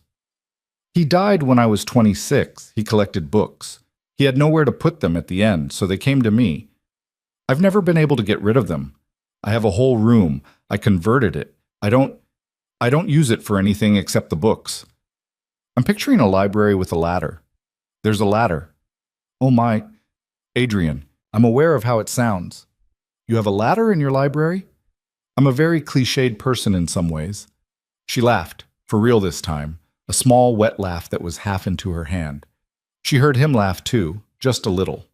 The first time she'd heard him laugh at all. It was a dry, low sound, almost embarrassed.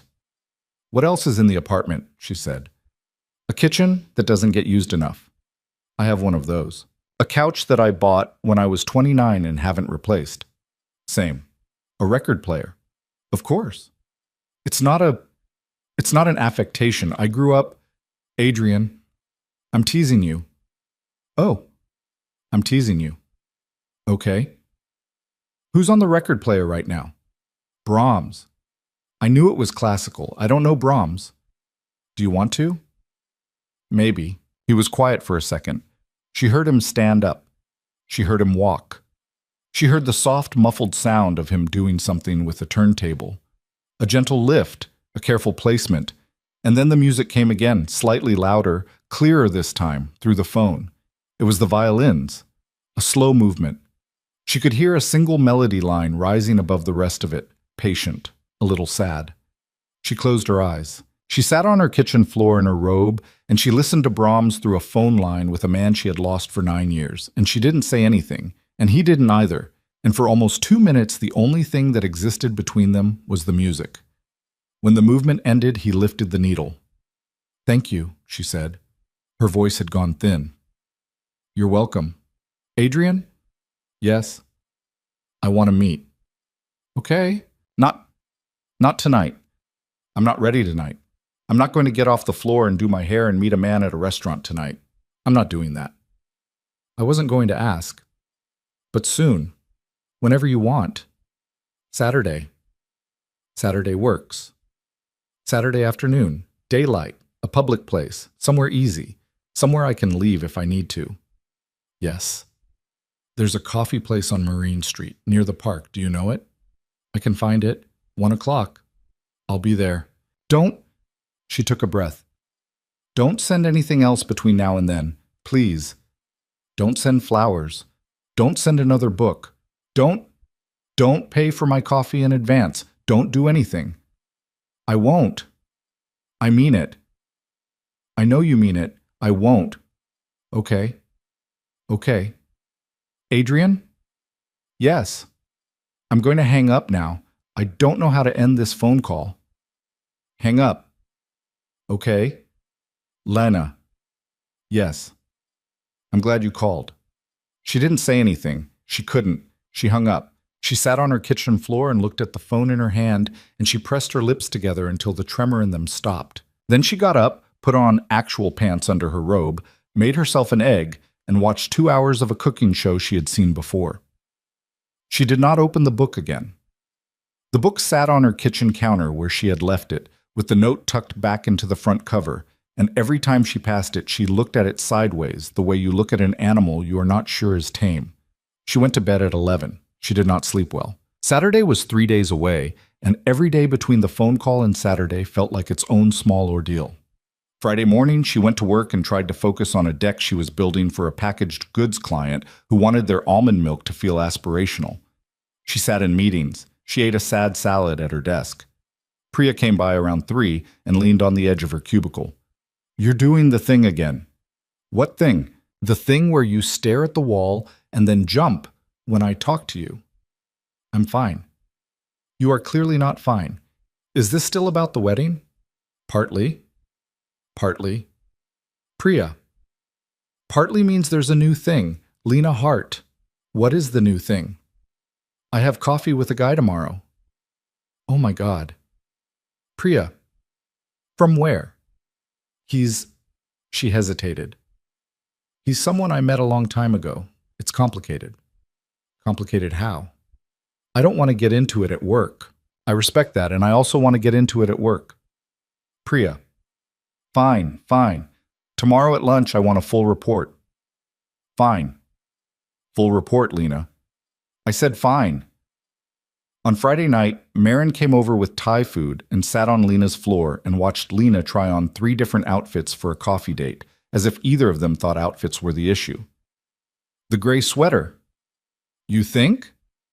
It makes you look like a person who has her life together. I don't have my life together.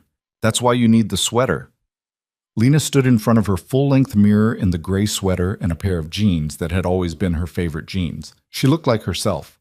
Not the red dress version of herself. Not the version on the vacant chair. Herself.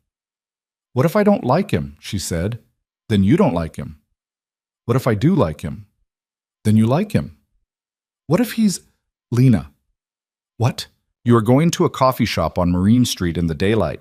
You are not signing a contract. You are not marrying him. You are not moving to Europe. You are drinking a coffee with a man who gave you his phone number. If you do not like him, you will finish your coffee, say it was nice to see him, and leave. Do you understand? Yes? Okay. Marin. Yes. I'm scared. I know you are. Why am I scared? Because he already knows things about you. Yeah. Yeah.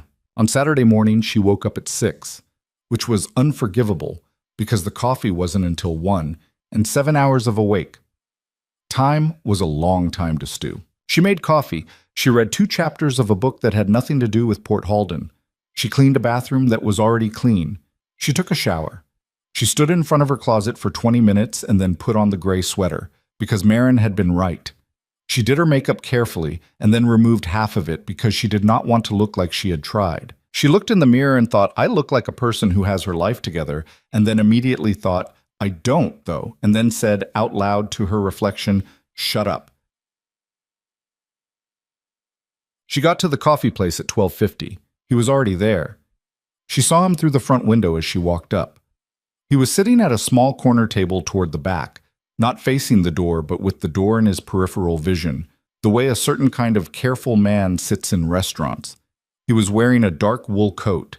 He was reading something on his phone. There was a mug in front of him that he had not drunk from. She took a breath. She opened the door. The bell above it chimed. He looked up, saw her, set his phone face down on the table. He stood as she approached. Not fully, not theatrically, just enough. He waited until she was at the table before he sat down again. "Hi," she said. "Hi." They looked at each other. In the daylight, with a window behind him and no red dress, no whispers, no ballroom, he looked different than he had at the wedding. Younger, maybe, around the eyes. Tireder. The scar through his eyebrow was still there. He was not as tall when he was sitting. He was just a man. He was just a man in a wool coat in a coffee shop, and she did not know what to do with that. "You came," he said. "I said I would. I know, I still didn't believe it until you walked in. I almost didn't come," I figured. A waitress with a long braid came over. Lena ordered a latte because that was what she always ordered when she couldn't think. Adrian said he was fine with what he had. The waitress went away. "You haven't drunk your coffee," Lena said. "I ordered it for the table. I don't really drink coffee." "You don't drink coffee." "I drink tea." "Then why did you order—" I didn't want to be the guy who sat at a coffee shop without ordering anything. I was trying to look normal. That is the least normal thing you could have done. He smiled, a small one, a real one. It did something to his face. "Noted." The latte came. Lena wrapped her hands around the mug. It was too hot to drink. She welcomed the burn. "Okay," she said. "Okay. I have questions." I figured. "A lot of them." "I'm ready." "I want to go in order." "Yes." The diner, Port Halden, 9 years ago. "Why were you there?" He was quiet for a second. He looked down at the table. "My father," he said, "had a boat in the harbor." "Your father?" "Yes." "The one who died?" "Yes. He had a boat in the Port Halden harbor. Small. Nothing fancy. He used it to go out by himself. That summer he was sick. He didn't know yet how sick, but he knew something was wrong. He asked me to come up for a week, help him clean the boat out, close it up for the season. I ended up staying longer than a week." "How long?" "A little over 2. 2 weeks?" "Yes." "Adrian?" "Yes." "I was at that diner for 6 weeks that summer. You were there for part of 2. "I know." "You were there every night." "Yes." "Why?" He looked up at her. His eyes were very steady. "Because you were there," he said. She did not know what to do with her face. "I didn't—" He shook his head slightly. "I was 30 years old. I was out of my mind with my father. I was out of my mind with a number of things in my life at the time that are not important to this conversation, but I was not a happy man. I walked into that diner at 1:45 in the morning because I didn't want to go home to the boat. I ordered coffee.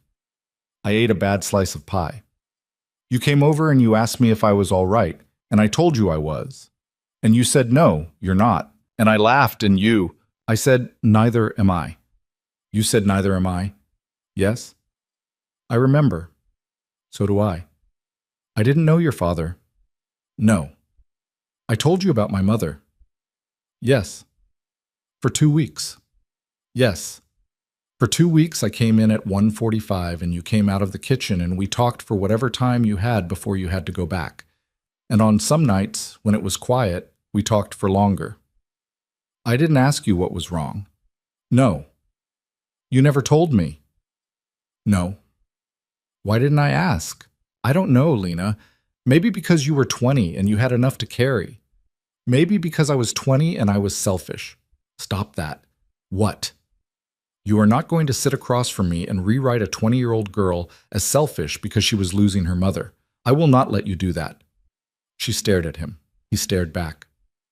Okay, she said quietly. Okay. And the napkin. The napkin. The last night. You were leaving. Yeah. You told me you were going home the next morning. Yes.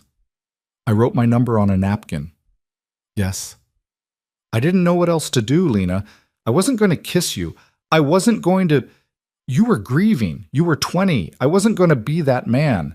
I wrote my number on a napkin and I slid it across the counter and I said something stupid. You said, if you ever want to yell at someone about life. He closed his eyes for just a second. You remember that? I remember that. I have thought about that line some, he said, approximately 400 times over the past 9 years, and every single time I have thought it was the stupidest line a human being has ever said to a woman. It wasn't the stupidest. It was pretty close. It was kind. It was not kind. It was all I could manage. It was kind, Adrian.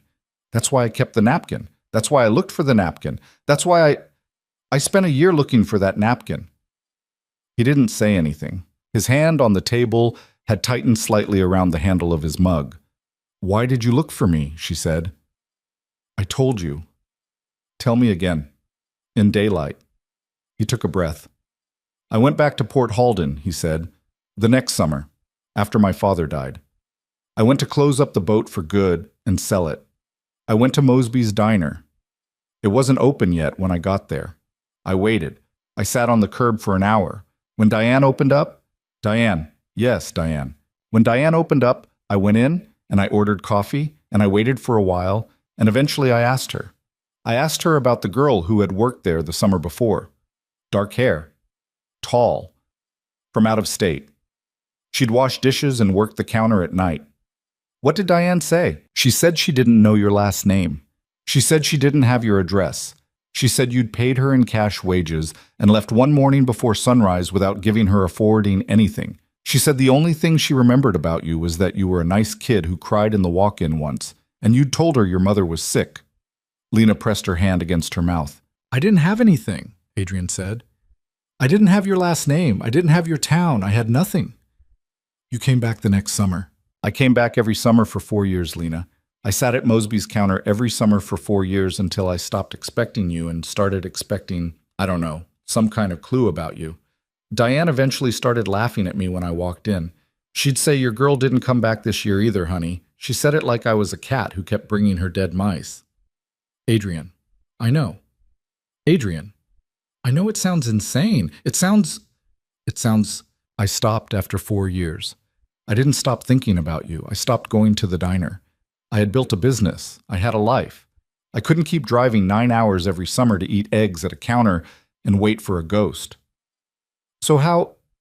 4 weeks ago, I had dinner with a man named Eli Rancourt. Do you know the name? No. He's one of my lawyers. Not a main one. A junior one. A specialist. He does certain kinds of contracts. We had dinner. He mentioned his girlfriend was nervous about a wedding that weekend. I asked what kind of wedding. He said a work friend was getting married, Marcus Dalton, you know, the guy who locked down a Blackwood. I said, that sounds unpleasant. He said, yeah, and apparently Dalton invited his ex to the wedding, which is a real move, and the ex is actually going. Lena's throat had gone tight. And, she said, and I said, what's the ex's name? And he said, Lena Hart. And I sat there at that restaurant, Lena, I sat there in my chair, and I said the name back to him. Lena Hart. And I thought, it's not her, it's just a name. It's just a first name I've been saying to myself for 9 years and another word at the end of it. It's not her. And I finished the dinner and I went home and I sat in my apartment and I could not stop thinking about it. The last name was new to you. The last name was new to me. And then I had a private investigator. He paused. I'm going to tell you this even though it's going to make you angry. I had a private investigator pull some very basic information to see if you were the right age. Date of birth, hometown, that was all. No photographs, no surveillance, just enough information to know whether the Lena Hart going to Marcus Dalton's wedding was a woman who had been 20 years old in Port Halden 9 summers ago. And you were. So you went. So I went. And you came into that ballroom, and I came into that ballroom to see if I was her. To see if you were her. And when you saw me, I knew. How? I don't know. How, Adrian? I don't know, Lena.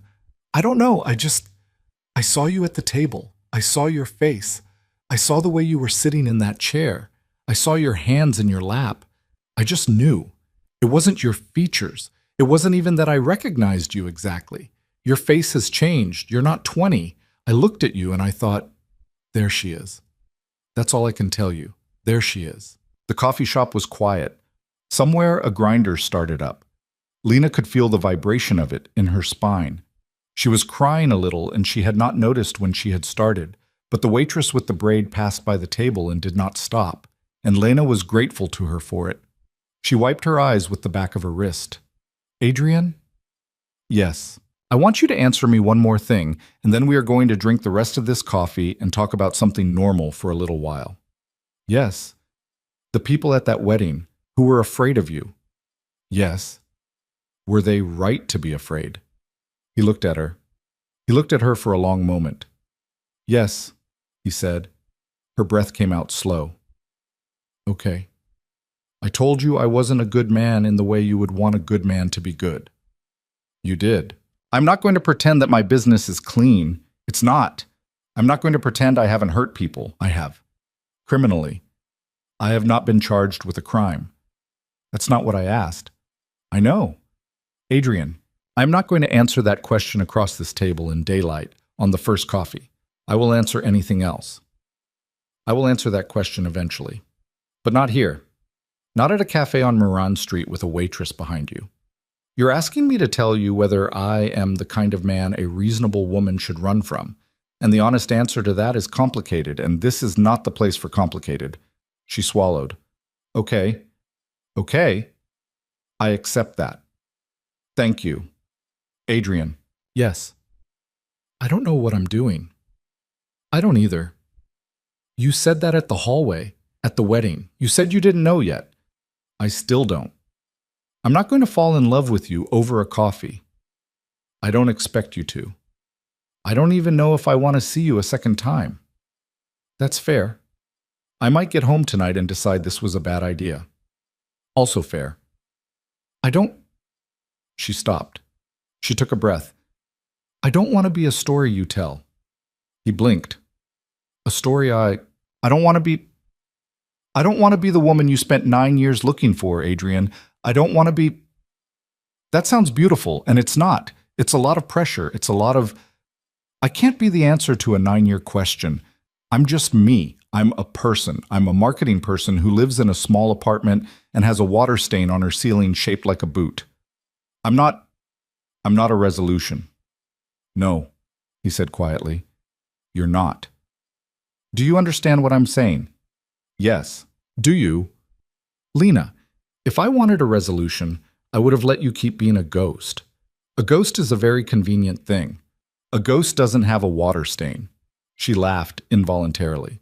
Her nose was running. She grabbed a napkin from the little holder on the table and blew it loudly enough that the man at the next table glanced over. I'm sorry. Don't apologize. I keep apologizing. Stop. Okay. The latte was finally cool enough to drink. She drank some of it. It was a good latte. She focused on that for a second. The taste of it, and the warmth of the mug between her hands, and the fact that she was in a coffee shop on a Saturday afternoon and she had not died at Marcus Dalton's wedding. Normal thing, she said. Normal thing. You said we would talk about something normal for a little while. After. Yes. What do you... She waved her hand. What do you do? On a Saturday, when you're not meeting women in coffee shops. What does your Saturday look like? He considered it. He looked almost embarrassed. I read. You read? Yes. You read in the library with the ladder? Yes. You sit there and read? I do. All day. If I can. What are you reading right now? A biography of a woman who ran a ranch in Wyoming in the 1890s. That is unexpected. I go in phases. Adrian Volkov reads cowgirl biographies. She wasn't a cowgirl, she was a... Shut up. Let me have this. Okay? I have a picture in my head of you now, in your library, with a ladder, reading a cowgirl biography, drinking tea. It's reasonably accurate. Good. She drank more of her latte. The coffee shop got a little busier behind her. Someone came in with a dog. The bell over the door chimed and chimed again. Lena sat across from Adrian Volkov and they talked for another 40 minutes about nothing in particular. The books he'd been reading, the shows she'd been watching, the apartment Maren had moved into 3 years ago with the broken elevator. He asked about her work. She asked about his, vaguely, and he answered vaguely, and she accepted the vagueness for what it was. Neither of them brought up Marcus, or the ballroom, or the napkin, or Port Halden, or the diner, or the fact that they had spent 9 years on opposite sides of a lost napkin. It was a coffee. It was, she realized somewhere in the middle of it, a good coffee. When she finally looked at her phone, it was almost 3 o'clock. She had been there for 2 hours. I should go. Okay. I have to. I have things. I know.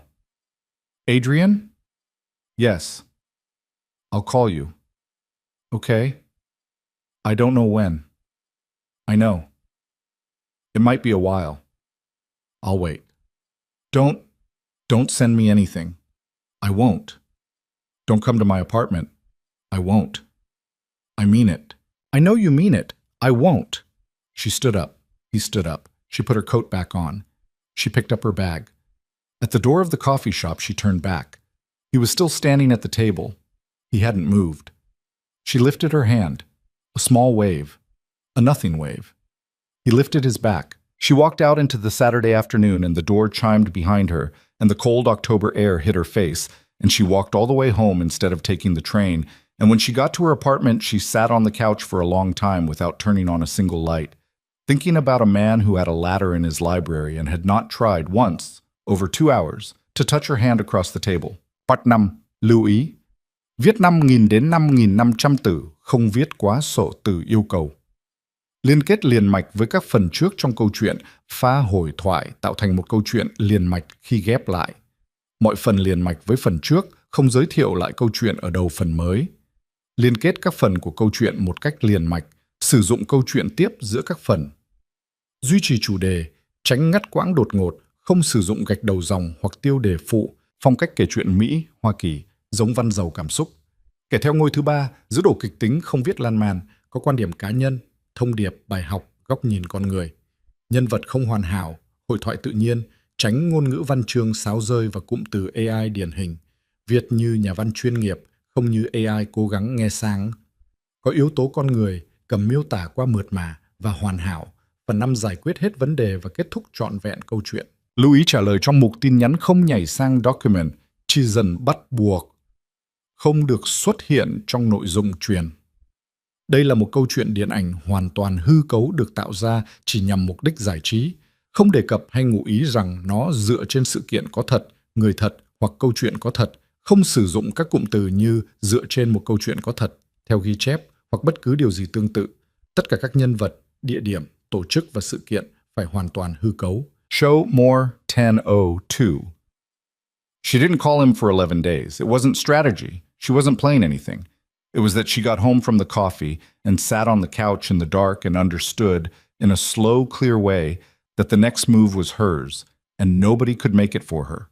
Not Maren, not Priya, not Adrian himself. And that particular kind of understanding makes a person very slow. She needed the 11 days. She did not apologize for them. What she did in those 11 days was small. She went to work. She finished the almond milk deck and presented it badly in a meeting, and nobody noticed because nobody was paying attention. She met Priya for lunch and told her the coffee had gone fine, which was true. She didn't tell her anything else, which was also true. She called her mother's sister, her Aunt Jo, who she hadn't called in 6 months, and listened to her aunt complain about a new neighbor for almost an hour, and did not once change the subject, because she understood halfway through the call that she had been avoiding her aunt because her aunt sounded like her mother. She cried a little after she hung up. Then she did her dishes. She thought about Adrian in pieces, not big pieces, small ones. The scar through his eyebrow, the way he had stood up when she walked into the coffee shop. Not all the way, just enough. The way he had said there she is. The way he had said when she had asked him whether the people at that wedding were right to be afraid of him, yes. She thought about that yes a lot. She did not know what to do with that yes. On the 6th day, she dug out the red dress from the back of her closet and looked at it for a long time. It was a fine dress. It was still a fine dress. She held it up against her body and looked at herself in the mirror, and then she folded it very carefully and put it in a donation bag and set the bag by her front door. She didn't throw it out. She wasn't going to be that dramatic. But she wasn't going to wear it again either. Some dresses were for one night. On the 8th day, she ran into Elise Marchetti in a grocery store. It was the kind of ambush only a grocery store could produce. Elise was looking at cheeses. Lena rounded the end of the aisle with a cart full of pasta and dish soap, and they made eye contact over a wheel of brie, and there was a half second when both of them considered pretending they hadn't seen each other and then agreed, telepathically, that it was too late. Lena. Elise. Elise's eyes flicked down to Lena's cart, up to her face, down again. She was in workout clothes and a long coat. Her hair was in a ponytail. She looked, Lena thought, tired in a way Lena hadn't noticed at the wedding. "How are you?" Elise said, with great care. "I'm okay. I heard. I'm sure you did." Lena. "Elise, it's fine. I don't need the post-wedding debrief, really." Elise hesitated. She glanced down at the cheese in her hand as if it had asked her something. She put it back. "It wasn't a good wedding," she said quietly. Lena didn't answer. "I don't mean because of you." Elise gave a small, tight laugh. "I mean, it genuinely wasn't good. It was a bad night, Lena. I don't think Marcus and Celeste are... I don't know. It's not my business. I don't think it's going to last." Elise. "Yes. I'm sorry you had to find out at your friend's wedding, but that is genuinely not my problem." Elise blinked. "That's fair," she said after a second. "Take care of yourself." "You too." They did not say anything else. Lena pushed her cart past Elise and onto the frozen aisle, and by the time she got to the checkout, she had forgotten to buy dish soap, which was the thing she had gone in for. She went home anyway. There was half a bottle of dish soap under her sink. There always was. On the 9th day, Marin called and asked her, without preamble, if she was ever going to call him. "I don't know." "Lena." "I said I don't know." "You've said I don't know for 9 days, sweetheart." "It's been 9 days?"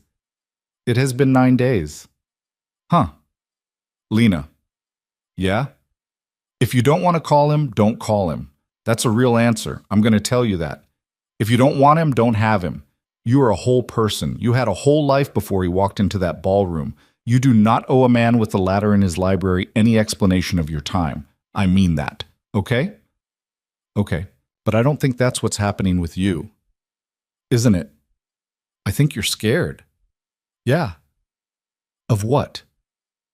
Lena was quiet for a long time. She was standing at her kitchen window. The streetlight across the way had finally been fixed the day before. It was on again, steady, bright. She had not realized how much it had changed her apartment to have that light working until it worked. "I'm scared," she said finally, "that if I call him, I don't get to blame Marcus anymore." Marin was quiet. "Explain that," she said. "If I don't call him, I'm a woman who got dumped by a man who married a Blackwood. And that is a very specific story, and it is a very useful story. I know how to be a woman in that story. I know how to be sad about it at work. I know how to explain it at dinner parties. I know how to..." Her throat tightened. "I know how to be broken, Marin. I have been good at being broken for almost 2 years. If I call him and it works, then I'm just a person with a life. And I have to figure out how to be a person with a life again. And I don't remember how." "Oh, babe. It sounds stupid. It doesn't sound stupid. It sounds stupid when I say it out loud." "It doesn't, Lena. It's the truest thing you've ever said to me." "Is it?" "Yes." "Okay. Okay." "Marin." "Yes." "I'm going to call him." "Good." "But not tonight." "Okay." "Tomorrow." "Okay." "If I don't, tell me to." "I will." "Okay." She called him on the 11th day. It was a Tuesday evening, a little after 7. She was sitting on her couch with her feet tucked up under her, in sweatpants, with no makeup on, with her hair in a clip. She had not dressed for the phone call. She had decided pointedly not to dress for it. This was a thing she was going to do as she was, or she wasn't going to do it at all. He picked up on the second ring. "Lena." "Hi." "Hi. I'm not calling for anything." "Okay. I told you I would call eventually. I didn't want you to think I wasn't going to. I didn't think that. You didn't. No. How did you know? I didn't know. I was hoping. Oh. Silence. It wasn't awkward. It was... She tried to think of the word. It was just silence. It was the sound of two adults on a phone line deciding what they wanted to say next and not rushing it. I've been thinking, she said. Yes. About the thing you wouldn't answer. At the cafe? Yes. Yes. I want to know, Adrian. Okay? Not all of it. I don't think I can sit in a room and have you list everything bad thing you've ever done. I don't want that. I'm not going to pretend I want that, but I want enough to know what I'm choosing. Okay. Can you tell me enough? Yes. Now. Now.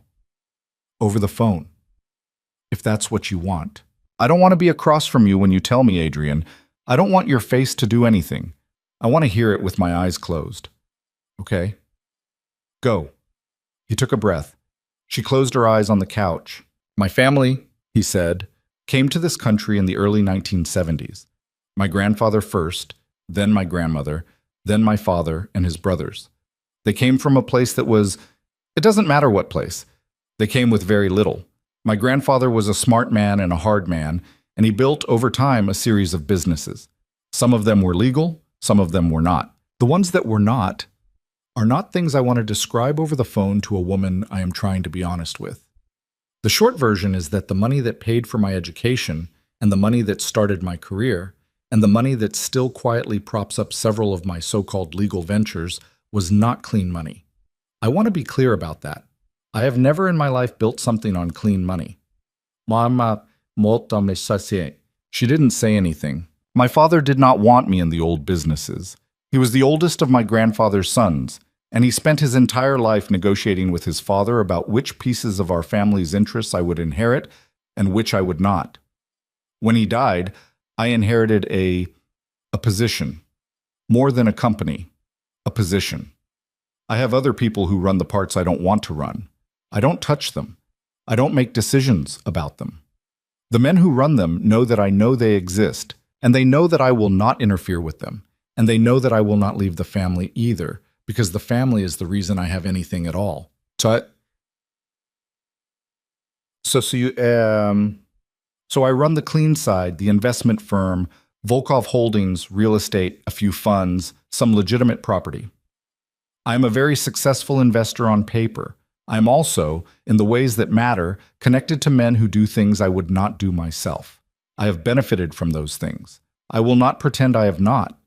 Men are afraid of me because the name is the name. They are not afraid of me personally because of anything I have personally done. Adrian. Yes. Have you personally done anything? I have hurt people financially. I have taken things from people who did not want to give them up. I have used leverage that was... He paused. Inherited. I have not hurt anyone physically. I have not ordered anyone to. I will not pretend I am above it, Lena, because I am not. I am part of a structure that is above it, and I eat off that structure, but I have not personally, with my own hands or my own voice, hurt anyone that way. That's the answer. I don't know if it's good enough. And you're not going to leave the family. No. Can you? Not cleanly. Not without a lot of people being very upset. So no. So no. She breathed out slowly. Okay, she said. Okay? I'm not saying okay like yes. I'm saying okay like thank you for telling me. All right. I need to think. All right. I'm going to hang up and I'm going to think. Yes. Adrian. Yes. You didn't soften any of that. No. Why? Because if you are going to decide against me, I would rather you decide against me for the right reasons than for reasons I made up to make myself sound better. If you're going to choose not to be around me, I want it to be you choosing, with accurate information. I don't want to win you with a lie. I tried that once, with somebody else a long time ago. I didn't like myself afterward. Okay. Okay. Good night, Adrian. Good night, Lena. She hung up. She sat on the couch in the dark for a very long time. It was, she realized later, the most honest conversation she had ever had with a man in her life. Marcus had never, in 4 years, told her one true difficult thing about himself. Marcus had cried during a movie once about a dog, and Lena had believed for a long time that that was him being vulnerable, because she had been young, and because he had been handsome, and because she had wanted to believe it. Adrian had told her he came from money that had hurt people, and had done it on a phone call at 7 in the evening without asking her to feel sorry for him about it. That was not the same thing as being a good man. She understood that. A person who was honest about being bad was still being bad. Honesty was not absolution, but it was something. She thought about it all night. In the morning before work, she called her Aunt Jo again. She didn't mean to. She just dialed the number. Lena? Hi, Aunt Jo. Is everything okay? You don't usually call in the morning. Everything's fine. I wanted to ask you something about Mom. Oh. Her aunt's voice softened. Okay. Was she scared when she was dying? There was a long pause. Honey, I know it's a big question. I don't know if I ever asked you back then. You didn't. Was she? Yes, her aunt said. She was. At the end, a lot. She tried to hide it from you, but she was. She told me she was. She told me everything in those last weeks. What did she tell you? Her aunt was quiet. She told me she was scared you wouldn't know how to be happy, she said. She told me she was scared you'd pick the wrong people because you felt sorry for them, because that was your pattern, even then. She said, Joe, my girl picks men like she picks strays, and she's going to end up alone with the wrong one because she thinks being the one who stays is the same as being loved. Lena pressed her hand against her mouth. Lena? I'm here. I didn't mean to. No. Thank you. Thank you, Aunt Jo. She loved you so much, honey. I know. She would have wanted me to say the other part, too. What other part? She said if I ever saw you with a man who looked at you like he was scared of losing you, I was to like him. She said most of them weren't scared enough. Lena laughed. It came out broken. That sounds like her. It's exactly like her. Aunt Jo. Yeah. I love you. I love you too, Lena. She went to work. She sat at her desk. She answered her emails. At lunch, she took her sandwich to the little park across from the office and sat on a bench in the cold and watched an old man throw bread to pigeons. And she thought about her mother. And she thought about Marcus. And she thought about the vacant card on the table. And she thought about a man with a ladder in his library who had told her, last night on the phone, the worst things about himself without trying to make them sound like anything other than what they were. She went back to her desk. She worked the afternoon. At 5 o'clock, she went home, and she sat on her couch, and she called him. Lena. Adrian. I want to see you again. Okay. Not coffee. Okay. Dinner. Okay. Saturday. Yes. Somewhere quiet. I'll find somewhere quiet. Adrian? Yes? I'm not deciding anything long. I want to be clear. I am not agreeing to anything. I am agreeing to dinner on Saturday. That is all I am agreeing to. I know. I don't know what I'm doing. You said. I keep saying. I know. I'm going to keep saying. I'll keep understanding. Okay? Okay. She didn't hang up right away. Neither did he. They sat on the phone breathing for maybe 15 seconds, a long time, in phone silence math. And neither of them said anything, and neither of them had to. Saturday, she said. Saturday. She hung up. The dinner happened. It was at a small restaurant in a part of the city she had never been to, in the back booth, with low lamps on every table and a waiter who was so discreet he almost wasn't there. Adrian had chosen well. Not impressive. Not expensive in a way that announced itself. Quiet. A place you could talk in. She wore a blue dress, not red. She did her hair down. She drank 1 glass of wine and no more. They talked about her work, which she was considering leaving. They talked about his father, a little, for the first time. The boat in Port Halden. The summer he had been dying. The fight they had had on the phone 2 weeks before he died that Adrian still couldn't finish thinking about. They talked about Marin. They talked about a woman named Irina, who Adrian had dated in his 20s, who had died, which Lena had not been expecting. She sat very quietly while he told her that. And when he was done, she reached across the table and put her hand over his for the first time and left it there for about 10 seconds, and then took it back. He walked her to the corner. He didn't walk her to her door. She didn't ask him to. At the corner he stopped, and he looked at her in the streetlight, and he said, "Thank you for the night." "You're welcome. Good night, Lena." "Good night." He did not kiss her. She went home. She thought about that for a week. He did not kiss her. He had kissed her at the wedding, in front of Marcus Dalton and Celeste Blackwood, and 300 people, and she had thought at the time that the kiss was about her, and now she understood it was not. Not really. That kiss had been about Marcus. This, the not kiss, on a corner, in a streetlight, at a restaurant where nobody was watching, this was about her.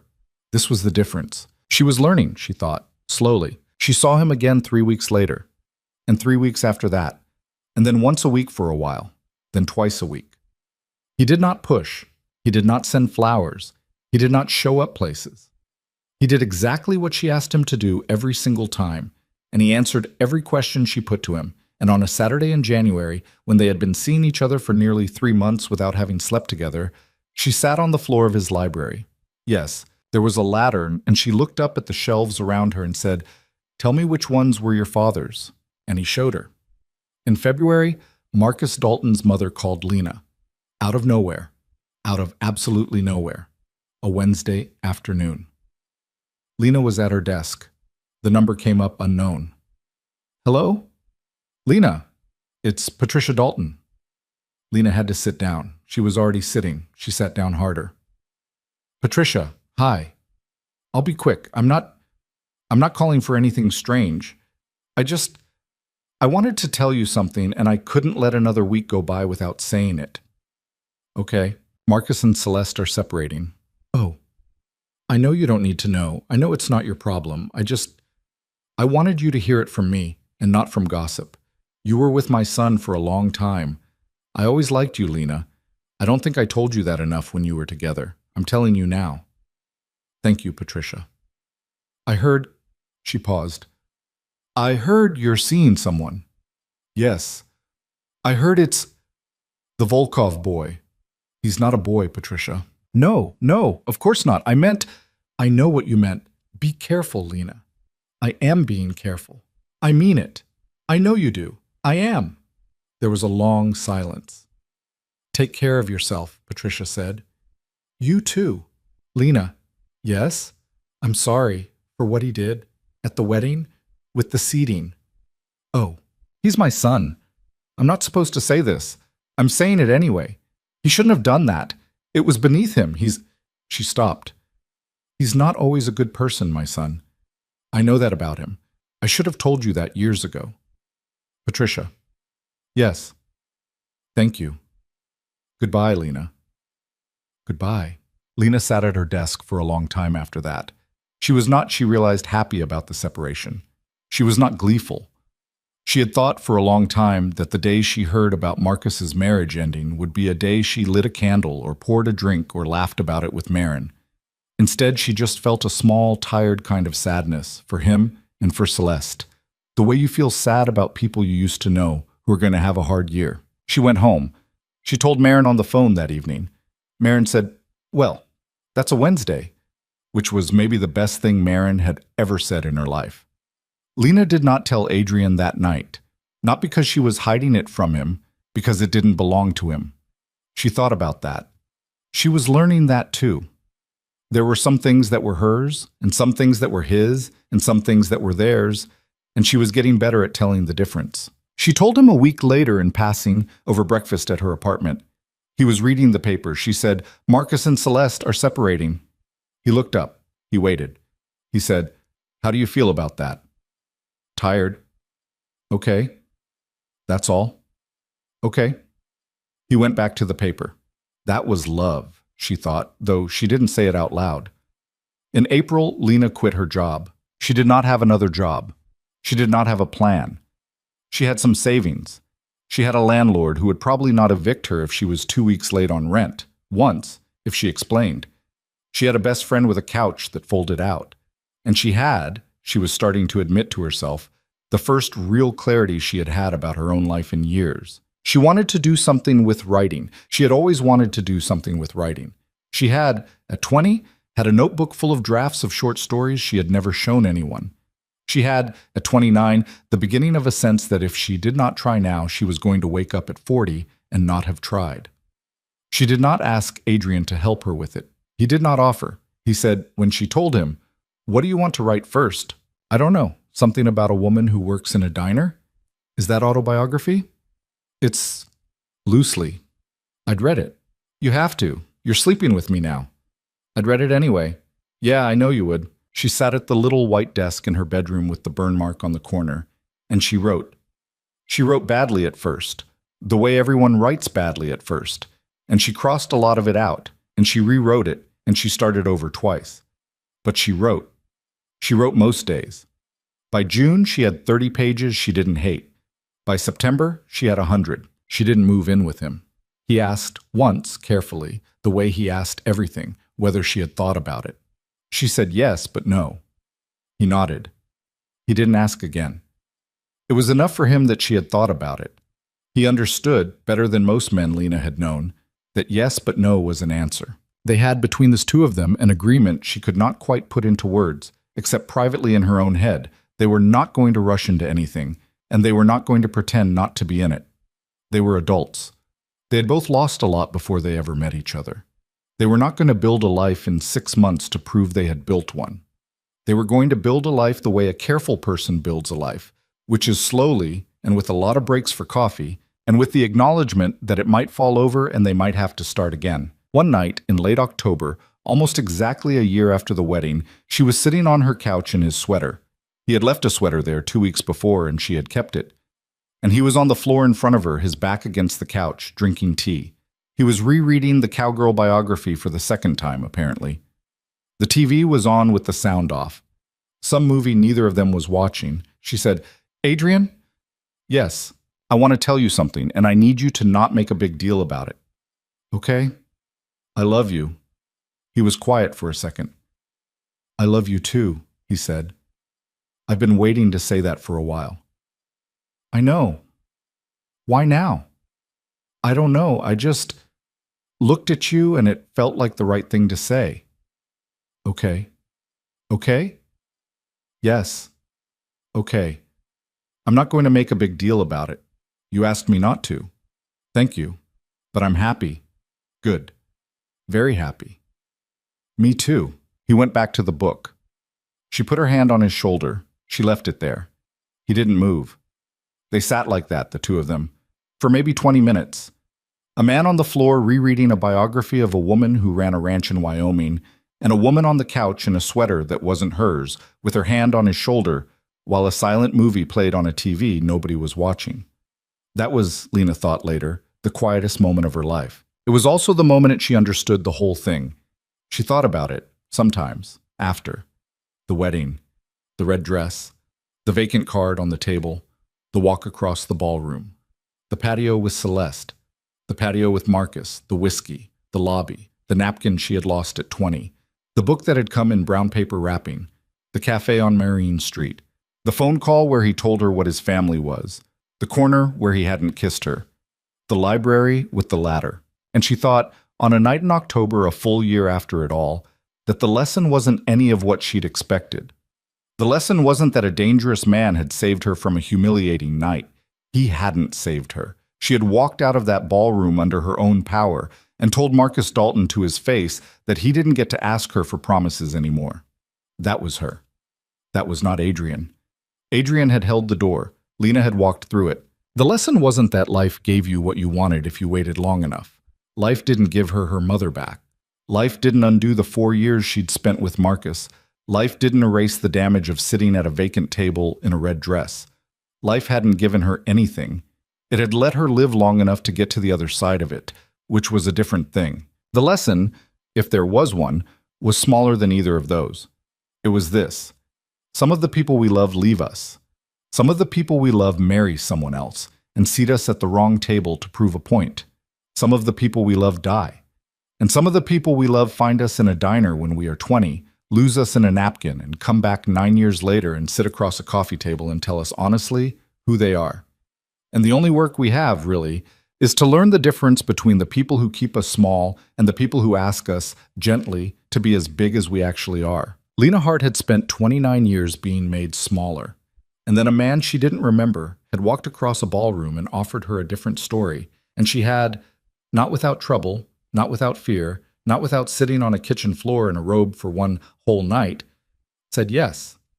That was all of it. That was the whole thing. On the first anniversary of Marcus Dalton's wedding, Lena Hart was in a small rented cabin on the coast of Maine with Adrian Volkov, 2 hours south of Port Halden. She was 3 months into a first draft of a novel about a diner. He was reading a book about the shipping trade in Baltimore in the 1950s, which she had teased him mercilessly about. They had driven up on a Friday and planned to drive back on a Monday. On the Saturday evening, they walked down to the water with a thermos of coffee between them. The October light on the water was soft and gold. The wind was cold. She wore his sweater. She had brought the sweater with her. She wore it almost every day now, and he had stopped noticing. They sat on a bench at the end of a short wooden pier. The coffee was too hot for a while, and then it was right, and then it was cold. Adrian. Yes. I want to go up to Port Halden tomorrow. He looked at her. Okay, he said. I want to go to the diner. Okay. I want to see if Diane's still there. She is. How do you know? I called last week. Adrian? I didn't tell her we were coming. I called about something else. She mentioned she was working Sundays now. You called about something else. I wanted to know if the diner was still open. I didn't want to drive you up there and find it was closed. That would have been... Adrian, yes. I love you. I love you too. Let's go tomorrow. Okay. They sat on the pier until the sun went down. They drank the coffee. They didn't say very much. Lena put her head on his shoulder, eventually, and he put his arm around her without any of the performance of a man who had been waiting to do it. And they sat like that while the water went from gold to gray to black, and a single boat in the middle distance bobbed at anchor. She thought, in the quiet way you think about things when you are warm and have stopped fighting, that her mother had been right. She had always picked men like she picked strays. She had always thought being the one who stayed was the same as being loved. It wasn't. It never had been. Being loved, it turned out, was being able to stand up from a table labeled vacant in a red dress and walk out of a ballroom under your own power and take 11 days to call a man back and ask him over the phone, in the dark, with your eyes closed, to tell you the worst thing about himself, and have him tell you, without softening it, and still want to sit with you on a pier in October a year later. Being loved was the pier. Lena Hart sat on the pier with Adrian Volkov, and the water turned black, and she did not cry, and she was not scared, and she was not breaking. She was, for the first time in a very long time, simply there, which it had taken her 29 years to understand was the whole point.